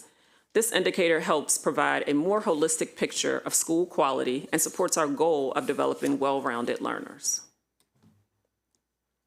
The graduation rate indicator applies only to high schools and includes both the 4- and 5-year adjusted cohort graduation rates. Schools can earn up to 15 points based on how well they support students to complete high school within the expected time frame. Graduation rate is a key outcome metric that reflects how effectively schools are helping students persist and succeed. Readiness for post-secondary success, also for high schools, is worth 10 points and includes 2 measures. The first is whether students are on track to graduate, and the second is whether they have completed a well-rounded curriculum. This indicator gives us insight into how well we are preparing students not just to graduate, but to succeed in college, career, or wherever their path leads. In summary, the Maryland School Report Card provides us with the valuable insight into school performance, student growth, and readiness. These results reflect both our strengths and our opportunities for improvement. As a district, we will continue to use these data to guide decisions, support our schools, and remain focused on academic excellence. I turn it back over to you, Ms. Yang, for questions and comments. Thank you so much for that overview of what is contained in the Maryland report card and how it's points, what category are we being evaluated and what points are allocated in each category. I'm going to turn it to my colleagues for questions and comments. Ms. Rivera of it. So I'm trying to just understand the graphic in page 10. So we have a total of 211 schools, right? So am I understanding then that 9 schools were not rated? Mm-hmm. Yeah, so we do have some schools, if they earn less than 45 points, they are excluded. And so we can include that, I didn't include that note here, but there's a minimum number of points that you need to earn on the Maryland report card that leads them to not earning a star. Okay. That is So that's not good.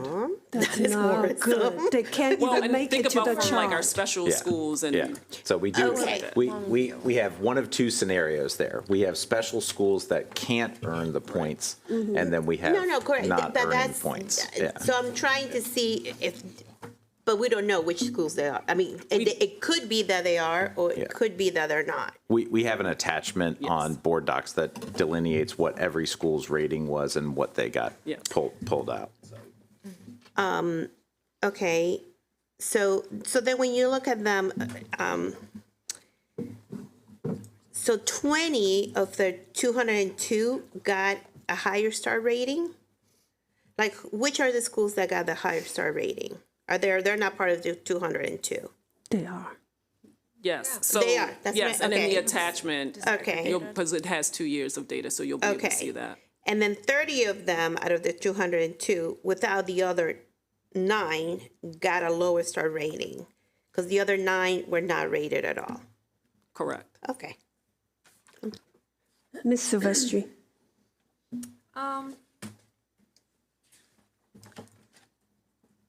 Chart on page 10. Again, like total number of schools, 202. 20 increased, 30 decreased. What's tripping us up? Why are we decreasing in stars? So For a number of schools, the academic achievement, which is our MCAP, Maryland Comprehensive Assessment Program, the performance hitting the 3 or higher on that does trip up a number of schools. And the average, so if you have a low percentage of students who are meeting that or hitting that threshold, that really can impact your star rating. And so when you think about when we bring forward our Maryland Comprehensive Assessment Program ratings for the district, and you see what percent of our schools have students in ELA earning a 3 or higher on that assessment, and in ELA or math, right? That's kind of directly connected to what you're seeing here. Is that, I don't understand all the point system yet, but is that heavily graded? So yes, academic achievement, it's 20 points, right? So 20 points at the elementary and middle level and 30 points at the high school level. And so when we think about just one example of when we think about math or our Algebra 1, and you think about what percent of our students, when we report what percent of students earn a 3 or higher on Algebra 1 on the Maryland Comprehensive Assessment Program, we're pretty low in that area, and so that greatly impacts this. And I know chronic absenteeism is a problem everywhere, and I hope that our tightening up of our policies and practices will help our schools with this indicator as well. Thank you. Ms. Zimmerman. Thank you. My question was actually quite similar, and I think it potentially has the same answer that I was going to ask, kind of what our greatest challenge is in achieving greater scores. And it sounds like academic achievement might be that, but since it's slightly different, I'll give you a chance to answer. No, it is, and I would be remiss if I didn't bring up our revision to our school improvement plan, which has an intentional focus for all schools in terms of leveraging and using the information from the Maryland Report Card to create intentional steps and strategies that our schools are engaged in to improve in these different areas. So schools are going to be unpacking each of the indicators and identifying what they're going to work on for the school year to impact and bring about change as it relates to their outcomes for the Maryland School Report Card. Additionally, we're being intentional in terms of the resources that we're providing to schools and the professional learning to schools. It's not just the logistics. So I just took you through like a high level, here's what it is. But really and truly, the professional learning for schools is really going to focus on, okay, what are the actionable steps that you can be implementing to bring about change for this? So when we think about the Maryland Comprehensive Assessment Program, really going into those strands and unpacking what are the areas that students did not show up as well in the outcome and those results, and then where does that fall in the curriculum and the instructional practices to bring about change in terms of that outcome. So it really is a threaded process in terms of using these data to bring about instructional change and outcomes for all of our students. Thank you. I think a lot of us might be interested in seeing how that kind of looks in practice. It sounds really interesting. And if it would be amenable to the chair, I think it might be something helpful to bring up at the strategic planning meeting. Thank you. Ms. Stewart? Yes, so I was looking through all the different points and how it's different in high school, elementary, and middle school. The one that's the same on all, well, one of them is the school quality and student success, which includes chronic absenteeism, Maryland School Survey, access to well-rounded curriculum. And so I would like to see the trends there. And in fact, I would like to see how each of these categories and how we are trending with the points, and where are we losing more points in certain categories than others? Are there some things, is there any low-hanging fruit that we can really improve for the next time so we can show forward movement? I mean, we need to improve in all areas. I get that, but I would like to see some of these trends so we know where we can make a really big impact. For instance, chronic absenteeism, I don't know where we are with those points, and that might be something we could definitely work on. And I know it is in our strategic plan, so. Ms. Montoya? Thank you so much. I have a few questions, but I think my first question is, why are we just receiving the information in June?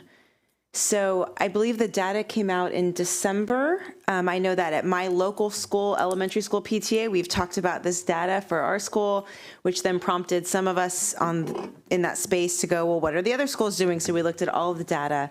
Honestly, I thought there was a typo at first when I looked at the agenda, like, wait a minute, this can't be from last year.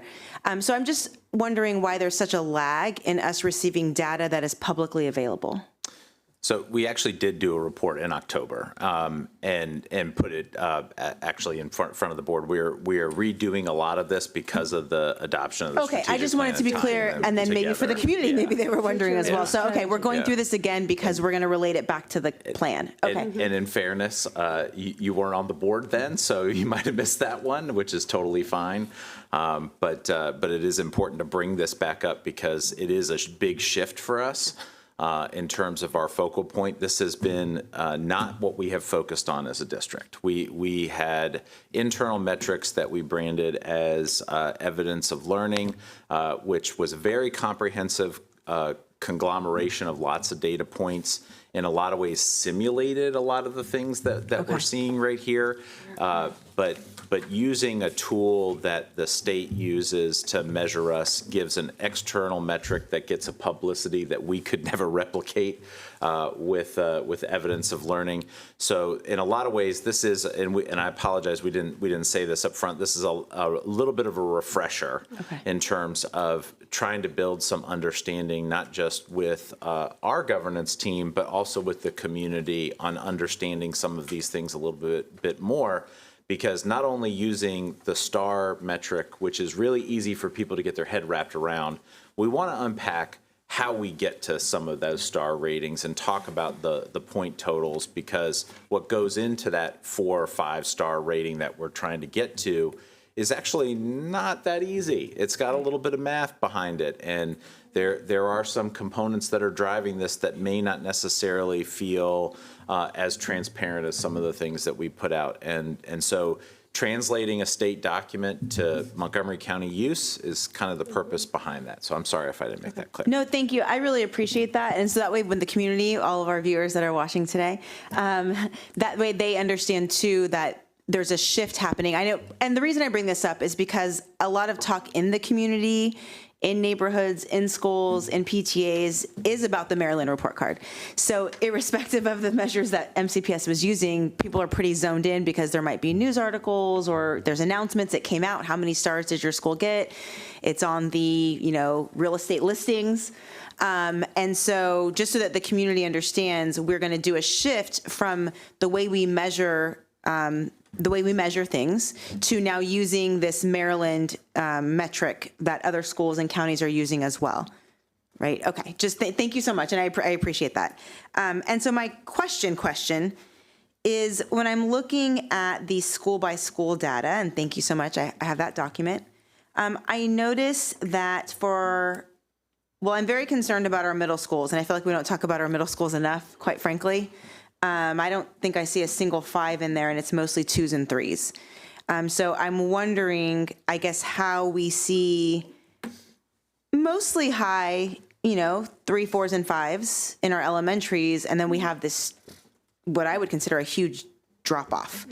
But I'm also noticed in our elementaries that all of our 5-star schools, none of them are Title I. Not a single one.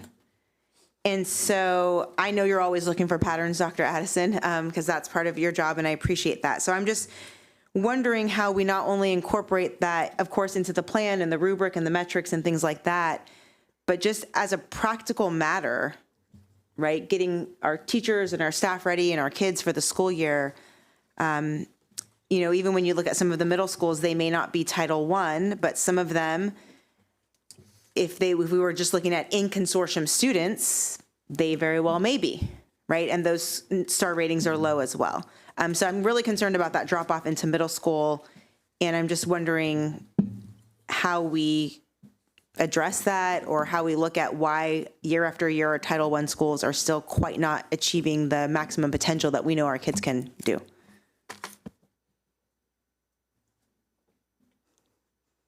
So I do, first, thank you, because that is helpful feedback. And I do know that with the intentional focus that our Division of Student Leadership and Improvement, that's their new name, is doing this starting now, right, with the rollout of the school improvement plan and the intentional systems and structures that they're putting in place to support schools in this area. So I would say we need a bit more time to continue to unpack and look at the data over time and look at the practices that are happening in the schools to really be able to kind of make that shift. And as Dr. Taylor said, we've been focused on a local accountability system. And so now that we're shifting to this state accountability system, more intentionality in that area. All right, I have a question. So my question is about communication and the work with our families. So it's great that some schools are talking about star ratings, but I have two wonders. Is that happening in every school, and how our family and staff in each school is being informed, right, of their school star rating and what support are being offered to explain what it means?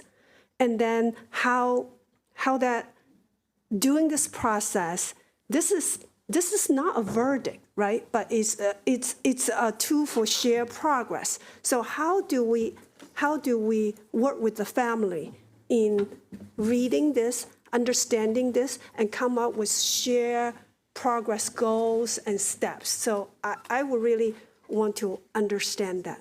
Maybe we have a system. Maybe that's because it hasn't been the focus. So maybe going forward, it can be a system that we develop in the toolbox that we have this to work with our families. Spot on. This has not been a part of the lexicon of MCPS other than an annual press release in the fall. And so even though a lot of our savvy parents and community members have been looking at this information, it's not been something that we have made central to our communication until this year. Tying this to school improvement plans, we do have the expectation that school improvement plans are reviewed with communities and that they're posted publicly on websites. So that's going to be a switch too.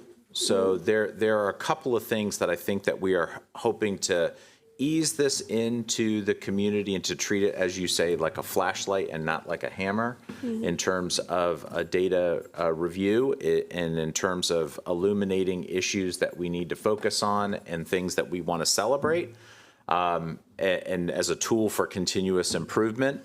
But this is something new.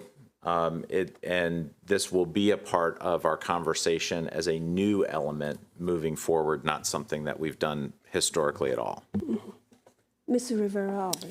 So I just want to make sure that we are comparing apples to apples when because I'm thinking of schools where you're probably never going to get a 90% graduation rate, or because of the makeup of the students in that school, who some of them get certificates, they don't get high school diplomas, right?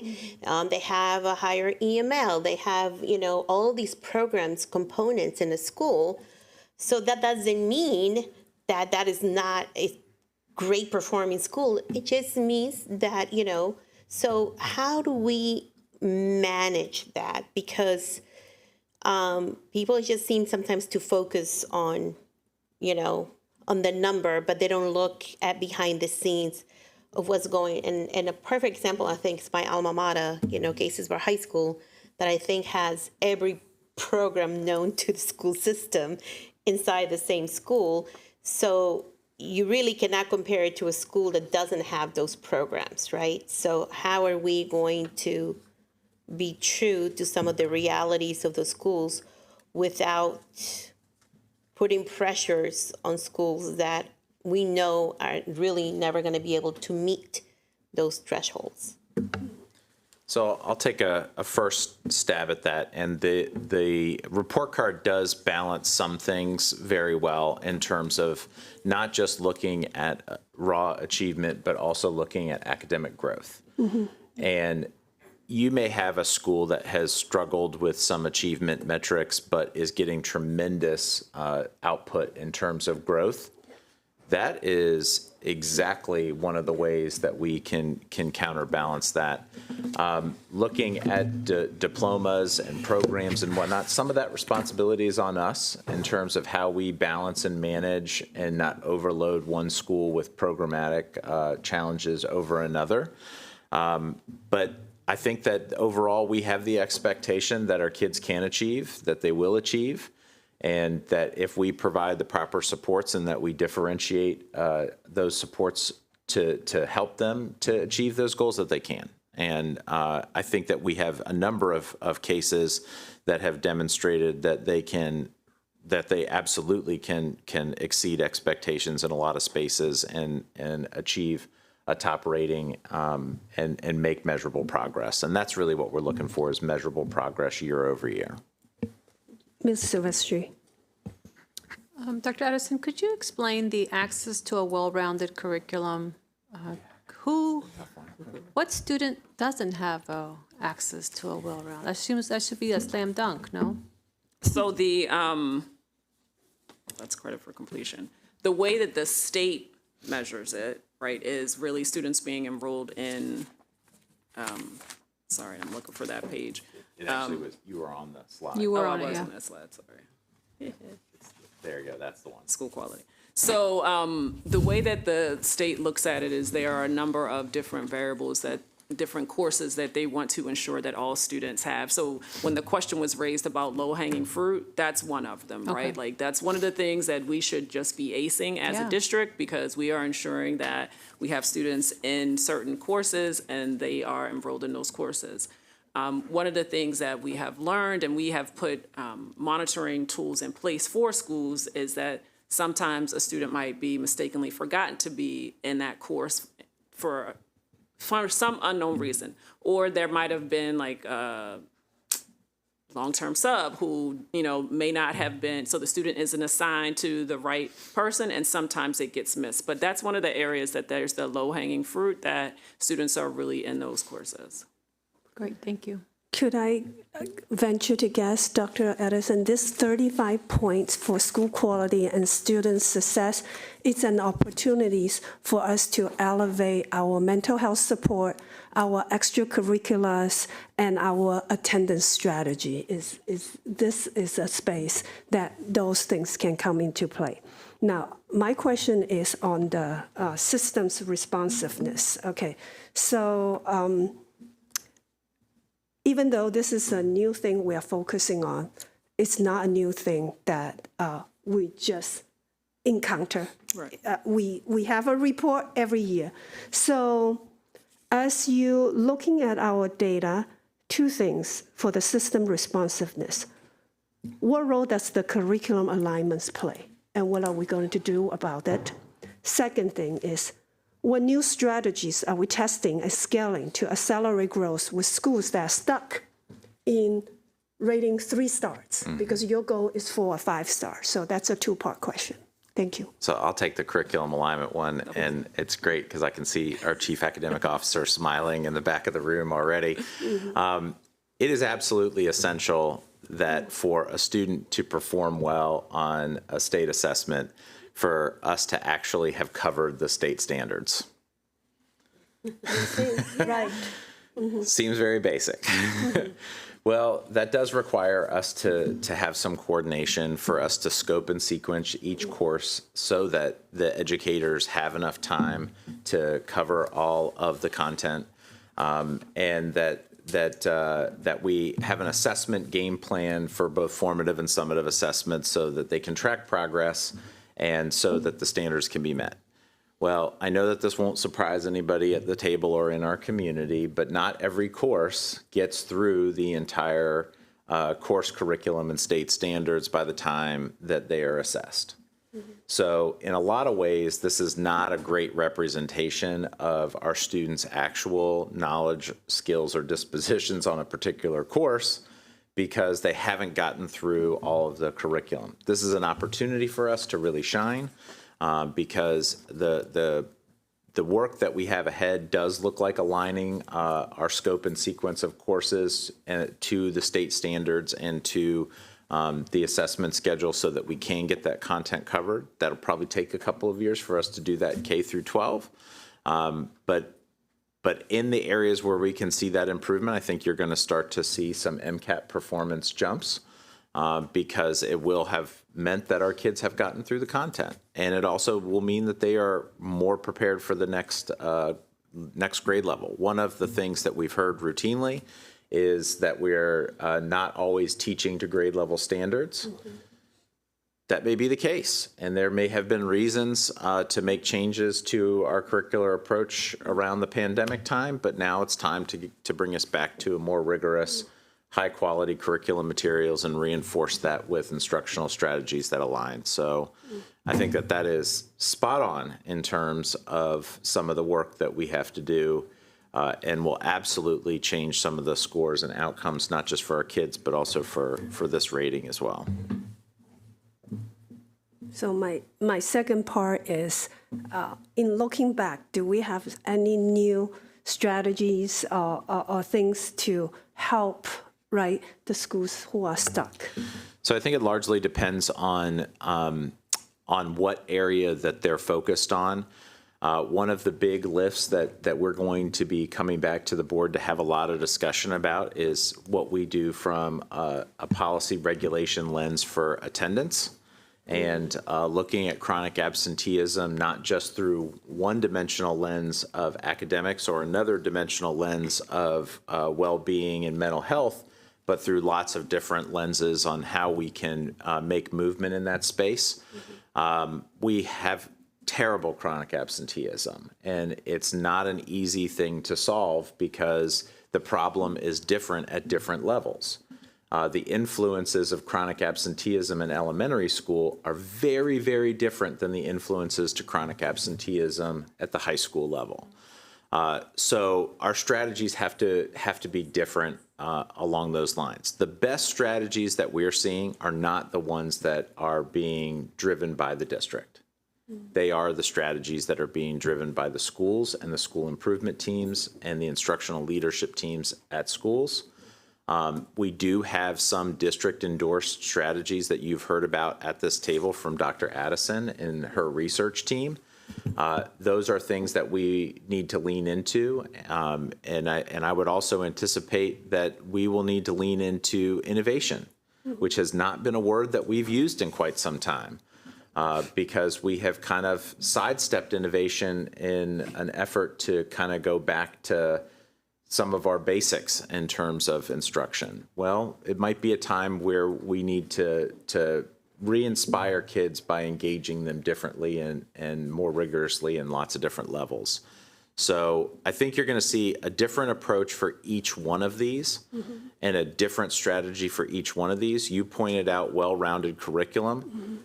My gosh, if we've got schools that are struggling with well-rounded curriculum, hopefully we're solving that with a conversation, and that our best strategy is, this is what you should be doing.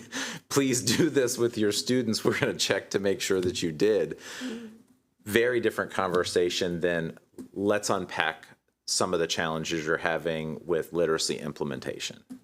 So much more difficult strategy and conversation. So the work, what I'm getting is the work with the local leadership is very important. Yes. Yeah. All right, Mr. Savannah. Yes, thank you.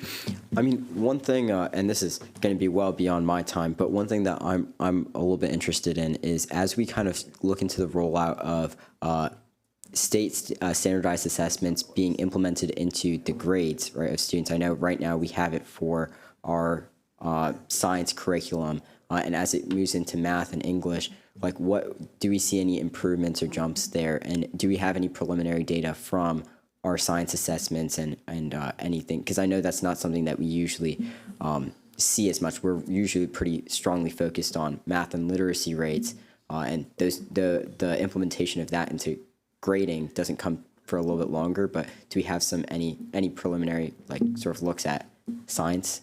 So we do have a report coming to you all about the end of course assessment, the impact of the end of course assessment requirement for that in government. So that will be coming to share more information, as well as our sharing, similar to what we do for the Maryland Comprehensive Assessment Program in literacy and mathematics, also the science. So I thought we sent that to you all, but we can definitely just circle back on that too as well.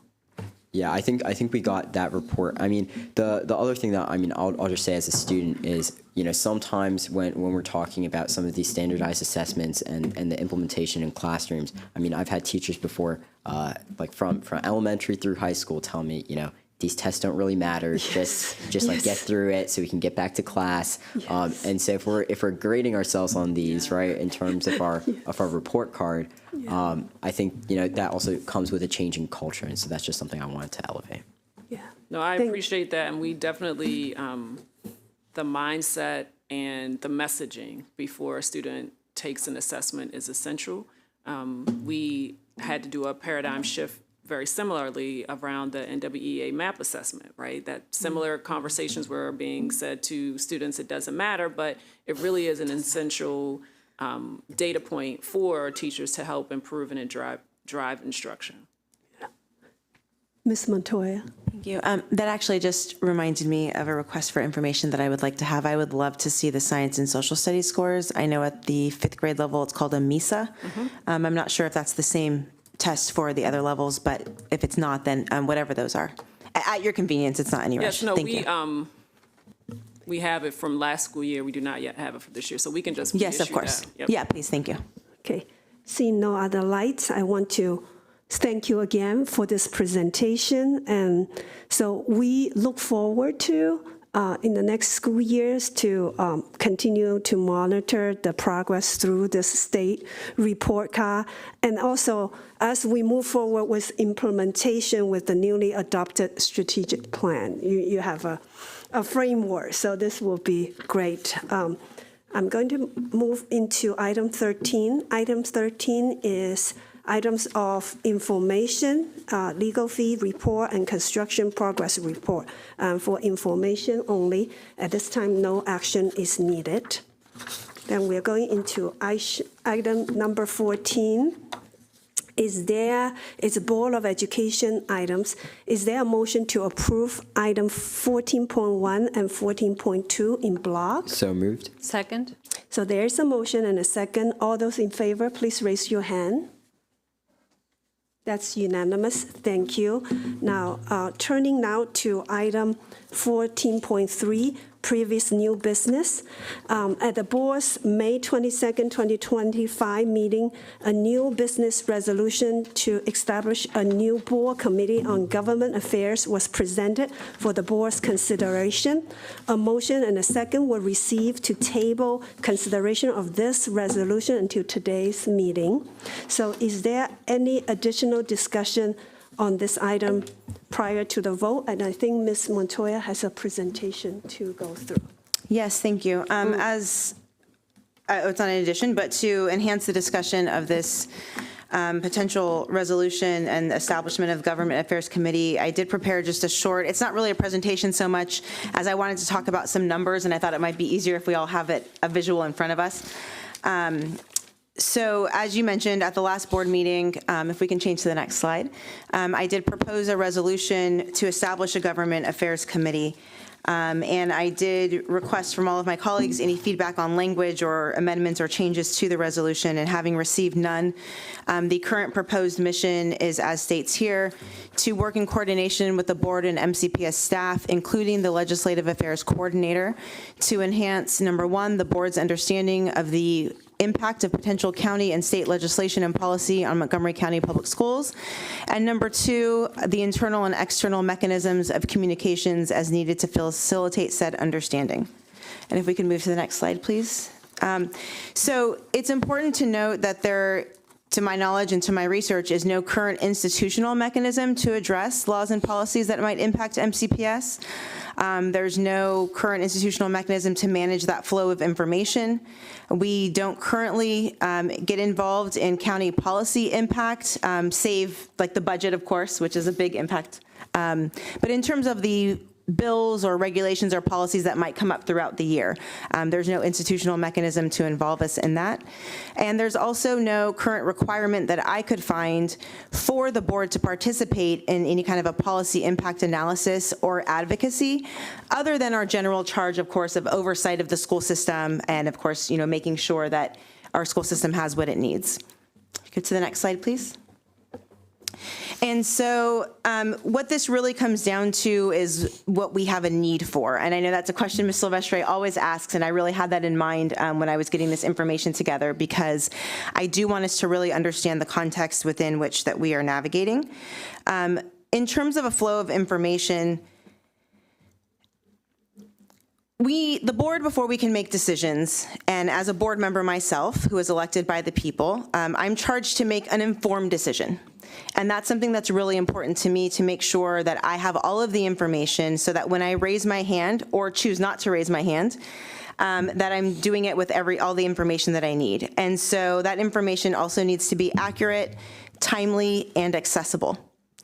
It was my experience in this past session that at times we were not getting information sufficiently prior to the hearing so that we had time to submit testimony or time for our vote to be taken prior to the bill hearing actually happening at the state level.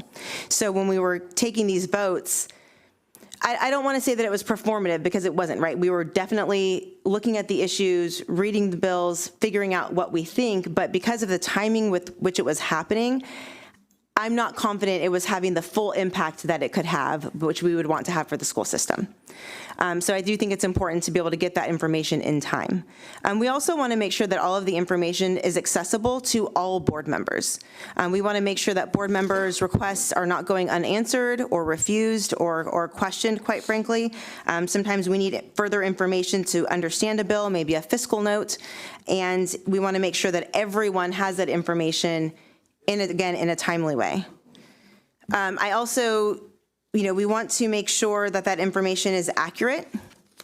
We need the information to be verified. In a moment, I'll talk about exactly how much information we're talking about so that everyone can understand, including the audience at home, how challenging that could be for anyone. So I do want to make it clear that this is not some sort of assessment or review of the board, of any one board member, of the school system, the staff, or anyone like that. It's merely to manage the flow of information. Because by way of example, earlier this year, we had a vote on a particular bill, HB 232, SB 346, which is kind of referred to as the bottle bill. It had to do with recycling items and such, much more involved than that. But effectively, we raised our hand to say that we were going to not support the bill, based on the information that we had, which seemed like it would have a significant fiscal impact, right? And at that time, of course, we're dealing with budget issues and constraints, and we want to make sure that when we're bringing costs into the system, that it's something that's absolutely necessary and that we can afford. I know that's something that we're all mindful of. And so understandably at that time, and I believe Ms. Stewart and I may have even lamented, because the bill was in alignment with our climate goals and what we all care about, the environment, and we want to make sure that our students have an earth later. But with the fiscal costs, it was just something that we felt like we couldn't do, so we voted to oppose it. And I think it's important to note that that bill was also co-sponsored in the House and the Senate by many legislators in the Montgomery County delegation, so our own legislators. After we took the vote, I actually received an inquiry from the community. They were shocked that we didn't vote to support the bill, and they were confused by the fiscal impact. And so I followed up, and when I did, through my research and review and discovery, what I found out is that it actually wouldn't cost $6.5 million, which is the information that we received, and that in fact, it was a significant decrease. So at most, we were looking at a $500,000 startup with a potential for about $250,000 annually. And I think based on my reading of the bill, we may actually be even able to reduce that even further based on what would be needed. So the point there is that there was a significant decrease of at least about $4 million, maybe $5 million. And I think for myself, because this was a bill that was in alignment with our goals as a system, that I likely would have voted a different way had I had that information. But we didn't receive the information until far after we took the vote. So again, I think that there's a need for accurate, timely, and accessible information based on my admittedly short experience in the past 6 months going through session as a board member. Next slide. So when we talk about Maryland legislative session, here's what we're looking at in terms of volume.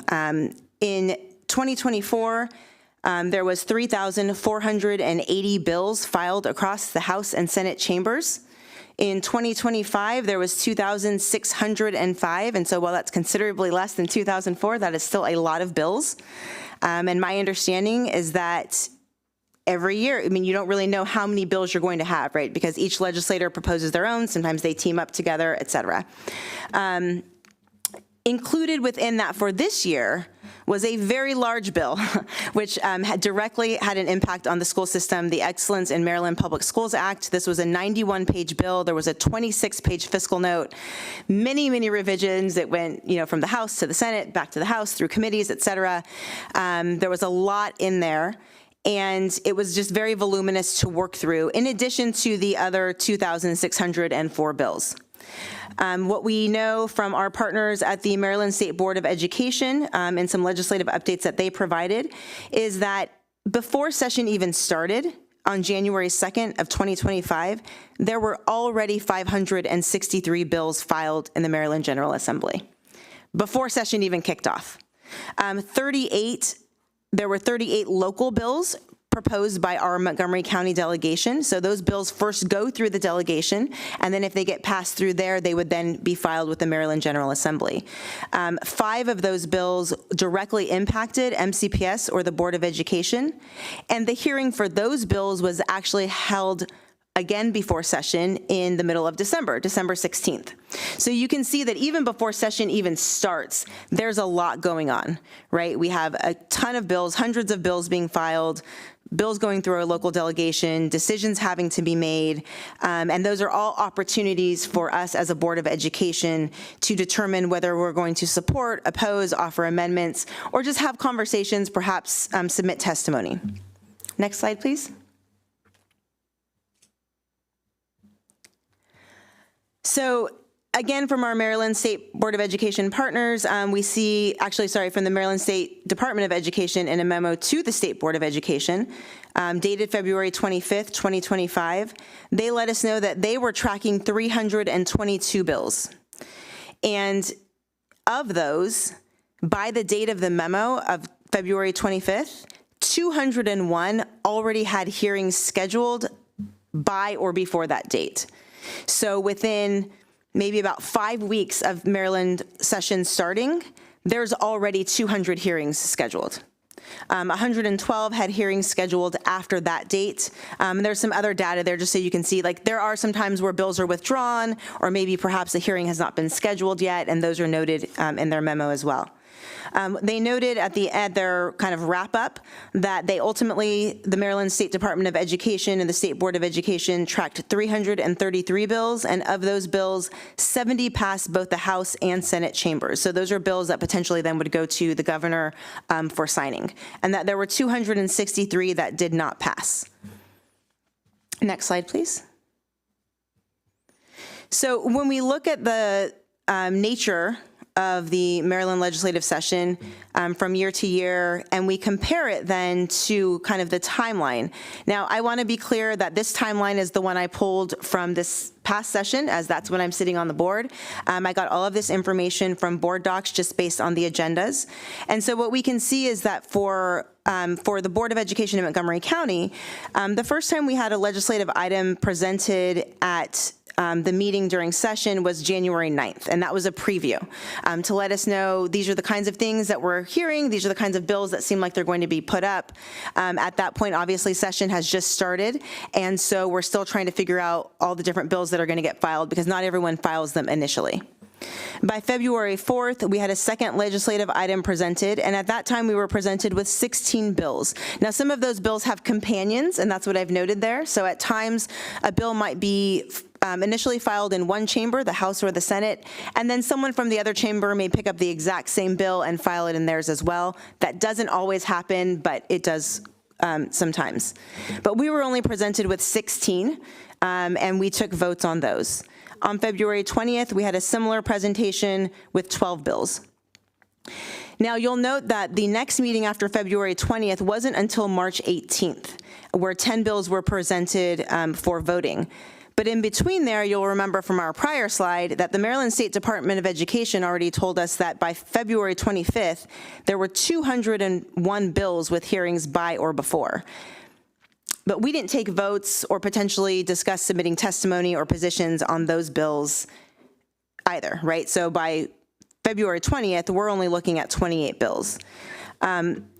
In between March 18th and May 8th, when we received our final legislative item, which was the session recap, the end of session already happened of April 7th, right? So we have almost 2 months in between our final vote on whether we're going to support particular bills.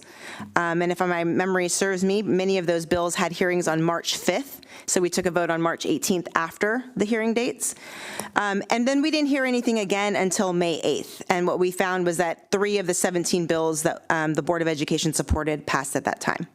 So that's at the state level, and you can see the volume of information that is being dealt with. And in our Board of Education, we have one very amazing staff member, but for any staff member or any person, that is just a huge amount of information, also at a very rapid pace. Remember, session is happening very fast. There are constantly changes. Hearing dates get moved or changed. Bills get changed. And so this is all occurring very, very fast. If we can go to the next slide. Now, at the county level, we're actually not involved, right? When there are bills that come out or policies or ideas, perhaps for housing or pedestrian safety or zoning and building, those are not, in my understanding, something that the Board of Education has typically weighed in on or taken any formal positions. And perhaps in the past that might have worked well for the way that the county was working or the way the state was working in the school system. But I would submit that as some of these issues become, one, more in the public, I think we see clearer ties to the school system in terms of housing, especially as one big one, and the way that, you know, zoning for housing and affordability for housing impacts our school systems. As we're doing a boundary study and we talk about capacities and where students move, that may be a space that we should increasingly consider being more involved in and establishing a formal mechanism for doing so. If we could just go to the last slide. Just for the benefit of my colleagues in the community, there is a page of sources here where you can find the memorandums that I'm citing this information from, and then also obviously our memos and information on the Board of Education meeting website. So this is all to say that while I think that it's, you know, the level of participation that we have definitely seems to have an impact, right? 3 of our bills went through, one really important one, the GED bill, which was crucial, right, for our students to have success, to be able to take the GED in different languages. We have so many opportunities to weigh in on behalf of our school system and our students in the best interest of our students and school system, so much as it serves our students. So I would really encourage my colleagues to vote to pass this resolution, to establish this committee.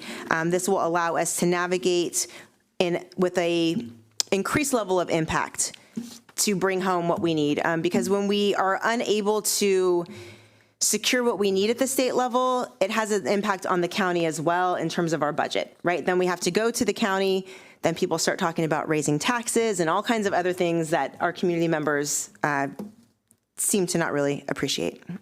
So with that, I would just ask any of my colleagues if they have any questions, suggestions for language, or other points to make. Thank you. I'm looking around and checking at the table to see if there are any lights. So if there's no lights, are we ready for the vote? Okay. If there's no lights, then I wanted to give everyone an opportunity before I brought up some counterpoints that have been brought to my attention. Because for the benefit of the community, there's no questions at the moment. I can appreciate that, but the community, right, this issue is before the community. At the prior board meeting, which I believe was May 22nd, one of the points that was brought up was that perhaps we have too many committees. perhaps we shouldn't establish another committee without first having a conversation about whether or not we have too many committees. Now, I think it's always okay to have a conversation about whether or not we have too many or enough of anything. But I don't think that that needs to have a bearing on the need for this particular committee. Right? We know that session is coming up. Conversations about bills and policies at the state level are already happening. And so we want to be as prepared as we can for our school system. So I would encourage my colleagues to consider that we can both have a conversation about whether or not we have too many committees or some committees are ready to sunset or setting timelines on committees without saying, well, we're not going to have this committee because maybe we have too many. As you can see in the resolution, there is a statement in parens that says of board members that are interested. And so if we don't have enough board members that are interested in serving on this 3-member committee, just like with any committee, then we potentially wouldn't have it because we wouldn't fill it. I also want to just address the idea that this is a conversation that should be had at a board retreat rather than here at a board meeting and in the public. The policy work that we do, the advocacy that we do for our students, for our school system, at the state level, at the county level, that's a public matter.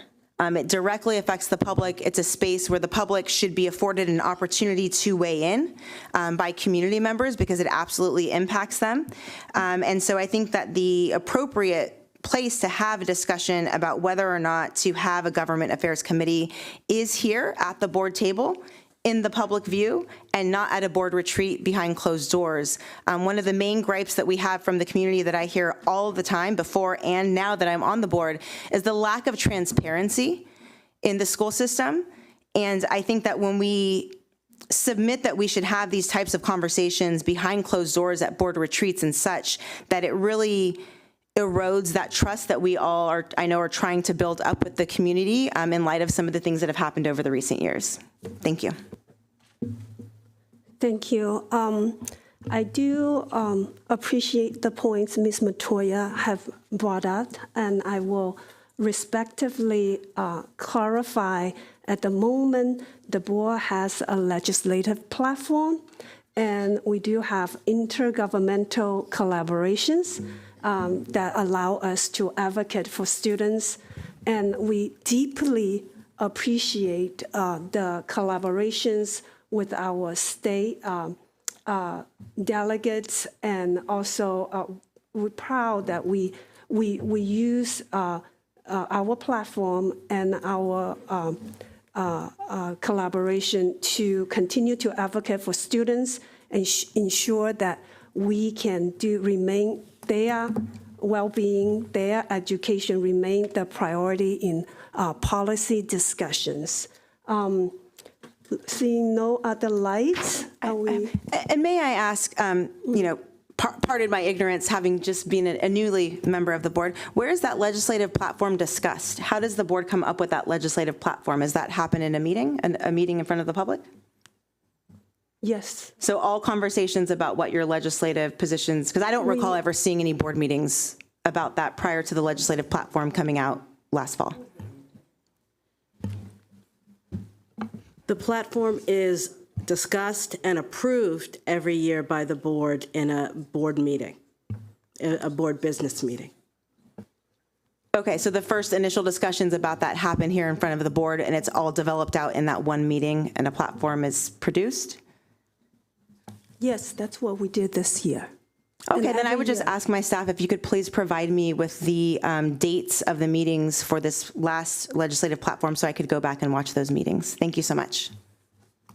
All right. Ms. Rivera, Ms. Stewart? So I, first of all, want to thank Rita for the very thorough presentation on the reasoning behind her resolution. I am going to support it because I do feel like this would be an opportunity for us to keep up with the legislative calendar a little easier, and also in general increase our presence with the state legislature. Of course, working with our legislative analysts, not duplicating efforts, but working cooperatively and collaboratively. And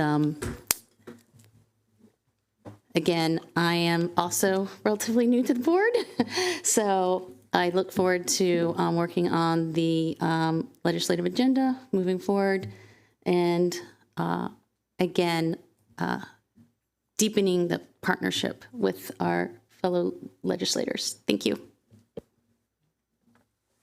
Right. Seeing no other lights, I would like to invite Ms. Matoya to read her resolve of the resolution. And I'm sorry, do I not need to read the whereases, only the resolved? Just the resolve before voting. Is that accurate? Thank you. Resolved that the Board of Education, in furtherance of the Board of Education's responsibility to provide leadership and oversight of the school system, establish a 3-member Government Affairs Committee whose membership and chair shall be voted upon by members of the board, parens, after soliciting interest from among the members, parens, semicolon, and be it further resolved that the committee's mission is to work in coordination with board and MCPS staff, including the Legislative Affairs Coordinator, to enhance, number 1, the board's understanding of the impact of potential county and state legislation and policy on Montgomery County Public Schools, and number 2, the internal and external mechanisms of communications as needed to facilitate said understanding. Okay, there is a motion and a second last time to put it on the table. So all in favor of this motion, all in favor, please raise your hand. That's 1 and 2. All opposed, please raise your hand. 1, 2, 3, 4, 5. And Ms. Zimmerman, how do you vote? Abstain. 1 abstain. Thank you. All right. Thank you, everyone. The next item on the agenda is item 14.4, new business. I will begin by asking Vice President Rivera-Oven to preside over this item. Thank you, President Yang. Are there any new business items for the board to consider this afternoon? Yes. Ms. Yang? Yes, there is. I am bringing forward a new resolution for the board's consideration. This resolution aims and reinforces our commitment to Montgomery County, and not just as an education system, but as an economic driver and community partner. And the name of this resolution is Local Preference for the Procurement Contract. With the annual budget, Dr. Taylor, that exists, existing to $3.6 billion, MCPS is one of the largest public institutions in our region. That buying power comes with responsibility and with opportunities. So never has it been more important to strengthen our local economy. We are emerging from uncertain times, and local businesses, especially small, minority-owned, and immigrant-owned enterprises, need us to walk the talk. Montgomery County government already uses a local preference policy. The state of Maryland is currently studying the benefit of one. It is time for us, the largest school system in the state, to explore how MCPS can do the same. This resolution asks the superintendent to review how other jurisdictions implement local procurement preferences, and then develop a proposal that complies with the applicable laws while supporting Montgomery County-based businesses. This is not just about dollars, it's about reinvesting in our own backyard. Local businesses hire local residents, contribute to our tax base, and help sustain in the very communities our schools serves. So, and whether it's purchasing books, renovating schools, or contracting for IT services, there are local firms ready to do the work. So let's give them a fair shot. And so I believe this is about smart economics, right? Money spent locally tend to stay local, fueling additional job growth, investment, and community stabilities.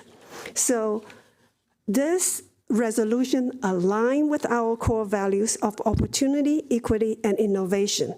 In many ways, I view it as an extension of our grow your own workforce strategy, except this time we are growing our vendor base. So also, I view this brings opportunity. So when we support local business, we are opening doors for our students through internship and apprentices. Because when we procure locally, we build relationships, and relationships build opportunities. So I would like to read the resolve of this resolution. And let's be intentional about the public dollars. And then I would want to put it forward for the board's consideration on our June 24th meeting. So the resolves are, resolved, the superintendent of schools, after such review, would develop and implement a process whereby local Montgomery County-based businesses will be granted a local preference in the MCPS procurement process in a manner that complies with both the spirit of this resolution and applicable state and local laws. And be further resolved that superintendent will ensure that the community is made aware if any changes to the MCPS procurement and bid review process, and further, that the MCPS procurement manual be updated to reflect any newly added local preference that will apply when reviewing and analyzing bids and proposals received through the MCPS procurement process. And be further resolved, the superintendent of schools should provide the Board of Education an anticipating timeline for the development and implementation of the newly created local preference by no later than the board's September 4th, 2025 meeting. Okay, is there a second? Second. Okay, so there is a motion and a second. Is there any additional discussion? Mr. Verhaven. Oh, I'm so sorry. Your bottle, I couldn't see. Sorry. Ms. Sylvester? Thank you. I have requested information from our procurement office as to why we don't do this already. Sometimes there's good reasons why we don't do things already, but sometimes there's not. So I'm looking forward to that information so that I can make a decision based on that. Thank you. I think that is very important. In developing this resolution, I did meet with our procurement office multiple times to understand our current practices. But I think that is a good information for everyone to have, how we do procurement, why something do not exist, and what are some potentials out there. Ms. Stewart? I think this is a great step in the right direction to try to, like you said, grow our own. I also would like us to consider a secondary preference to Maryland, because we don't have the business here in Montgomery County. We might have it in Maryland, which actually helps our overall our local state. Yes, right. Resources, and we do get resources from the state. So that is another. I would just like for us to consider adding that language somewhere. Okay, I really appreciate that feedback, and I think it has always been our value to procure locally a small or minority-owned or women-owned businesses. I just, for this one, so instead of say we value it, what I aim at is looking at what real measurements what real steps we're doing to move towards that directions. Thank you. Ms. Mont- No, answer, Mr. Pernille is next. I'm just going by whose light's going on. Yeah, so I mean, I think this is a great resolution. The reason why I seconded it is I just think one of the big things that we know, like macroeconomically, when the more dollars that we keep in our local circulation, the bigger the economic impact, especially when we talk about local businesses. So I think it's great in that sense. And then also looking at the bill that recently passed through the Maryland legislature that does almost basically exactly this, is a really good jumping off point to see, can we start to mimic some of that success and some of that reasoning that went into that. So that's why I'm supporting this bill or resolution. Ms. Montoya. Thank you. Prior to presuming this sits on the table for the next meeting, what I would like to know is what, if any, other quote-unquote preferences does MCPS have already in terms of procurement? Are there other preferred types of things that we consider or added values or points or whatnot, however that works? And then I also, I just would like to know, I guess, a little bit more about how we expect this to impact the cost of things. I mean, we're constantly talking about not being able to do this, or we need to do this, but we can't because of costs. And I'm just gonna be honest, when I buy local, I appreciate it, but it's expensive. And when you have kids and you have all these things, and we have like 160,000 kids, right? So I'm just trying to think about in real life how this will be applied, because if it's not something that actually we can use because of the cost, then are we doing this just to have a resolution? Ms. Wolf? Yeah, I agree with Ms. Montoya. Julie and I talked about this, and as I understood it, the county has 10% over, and somewhere I thought we should incorporate that, but I do know that since we're allowing the superintendent to come up with the process, I think he ought to come up with a cap whereby we won't go over that for just to provide, resources for our local economy. Thank you, Ms. Vo, for that feedback. I leave it up to the superintendents to decide to develop a plan, because I want him to be able to compare it to different government agency and different jurisdiction to come up what works for our school system. That's why the language didn't dictate how this is going to be done, but rather ask him to develop a plan. Thank you.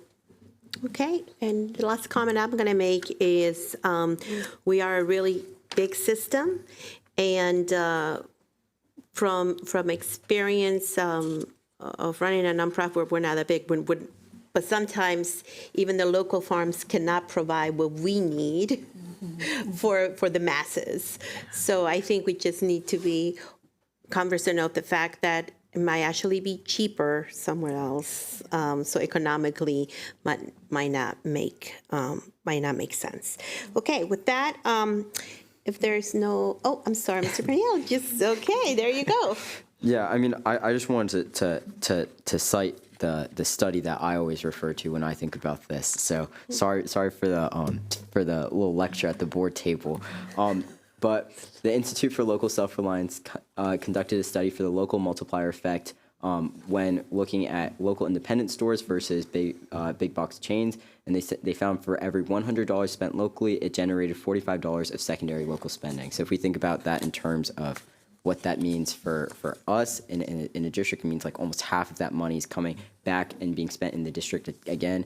Not to mince words, but meaning it's taxed again, right? Which increases, which means it's a bigger tax base for us, versus $14 for a big box chain. So I mean, when we think about like the cap that's implemented at both the countywide level and then the statewide level in the new bill, it's just something to think about. So. Okay, thank you. All right, up. So just based on the study, I was wondering if you could just send me a link for that at some point, Pernille, so I can take a look at that study that you just cited. And I'm not sure if you misspoke, but you said that for every $100 spent, $45 is generated, and you said it comes back to the district. Do you mean the school district, or are you talking about the county? No, I said $45 is generated of secondary local spending. Local economy. So local. Right, and then economic- after that, you said it comes back to the district, but maybe it was just a misspeak. No, You meant back to the county, right? The local economy, not the school district itself. No, I said it comes back to the school district through taxing, because every time you have a transaction, it gets taxed through sales tax at the statewide level, and then you also have the economic impact of having the corporate tax because it will go back through a business. Right, but that doesn't mean that money's coming to us, right? We're here fighting for money every year and increasing taxes. So that tax, it is creating money in taxes potentially, but that doesn't mean it's coming to MCPS, right? Theoretically, yes. Okay, thank you. Okay, lively group this late. Okay. All right, so if there is no further discussion, this resolution will be placed on the agenda for the board's June 24th meeting. If there are no additional new business items for consideration, I will return gladly this meeting to Mrs. Yang, the president. Thank you, Ms. Rivera-Owens. That was an outstanding job. All right, so item 15.1 is informational summary, and this is a summary for the May 22nd, 2025 meeting, and no action is required for the board at the time. And item 16 is adjournment. If there's no further business of the board, may I have a motion to adjourn? Move to adjourn. Second. There's a motion and a second. All those in favor, please raise your hand. That's unanimous. Thank you, everyone.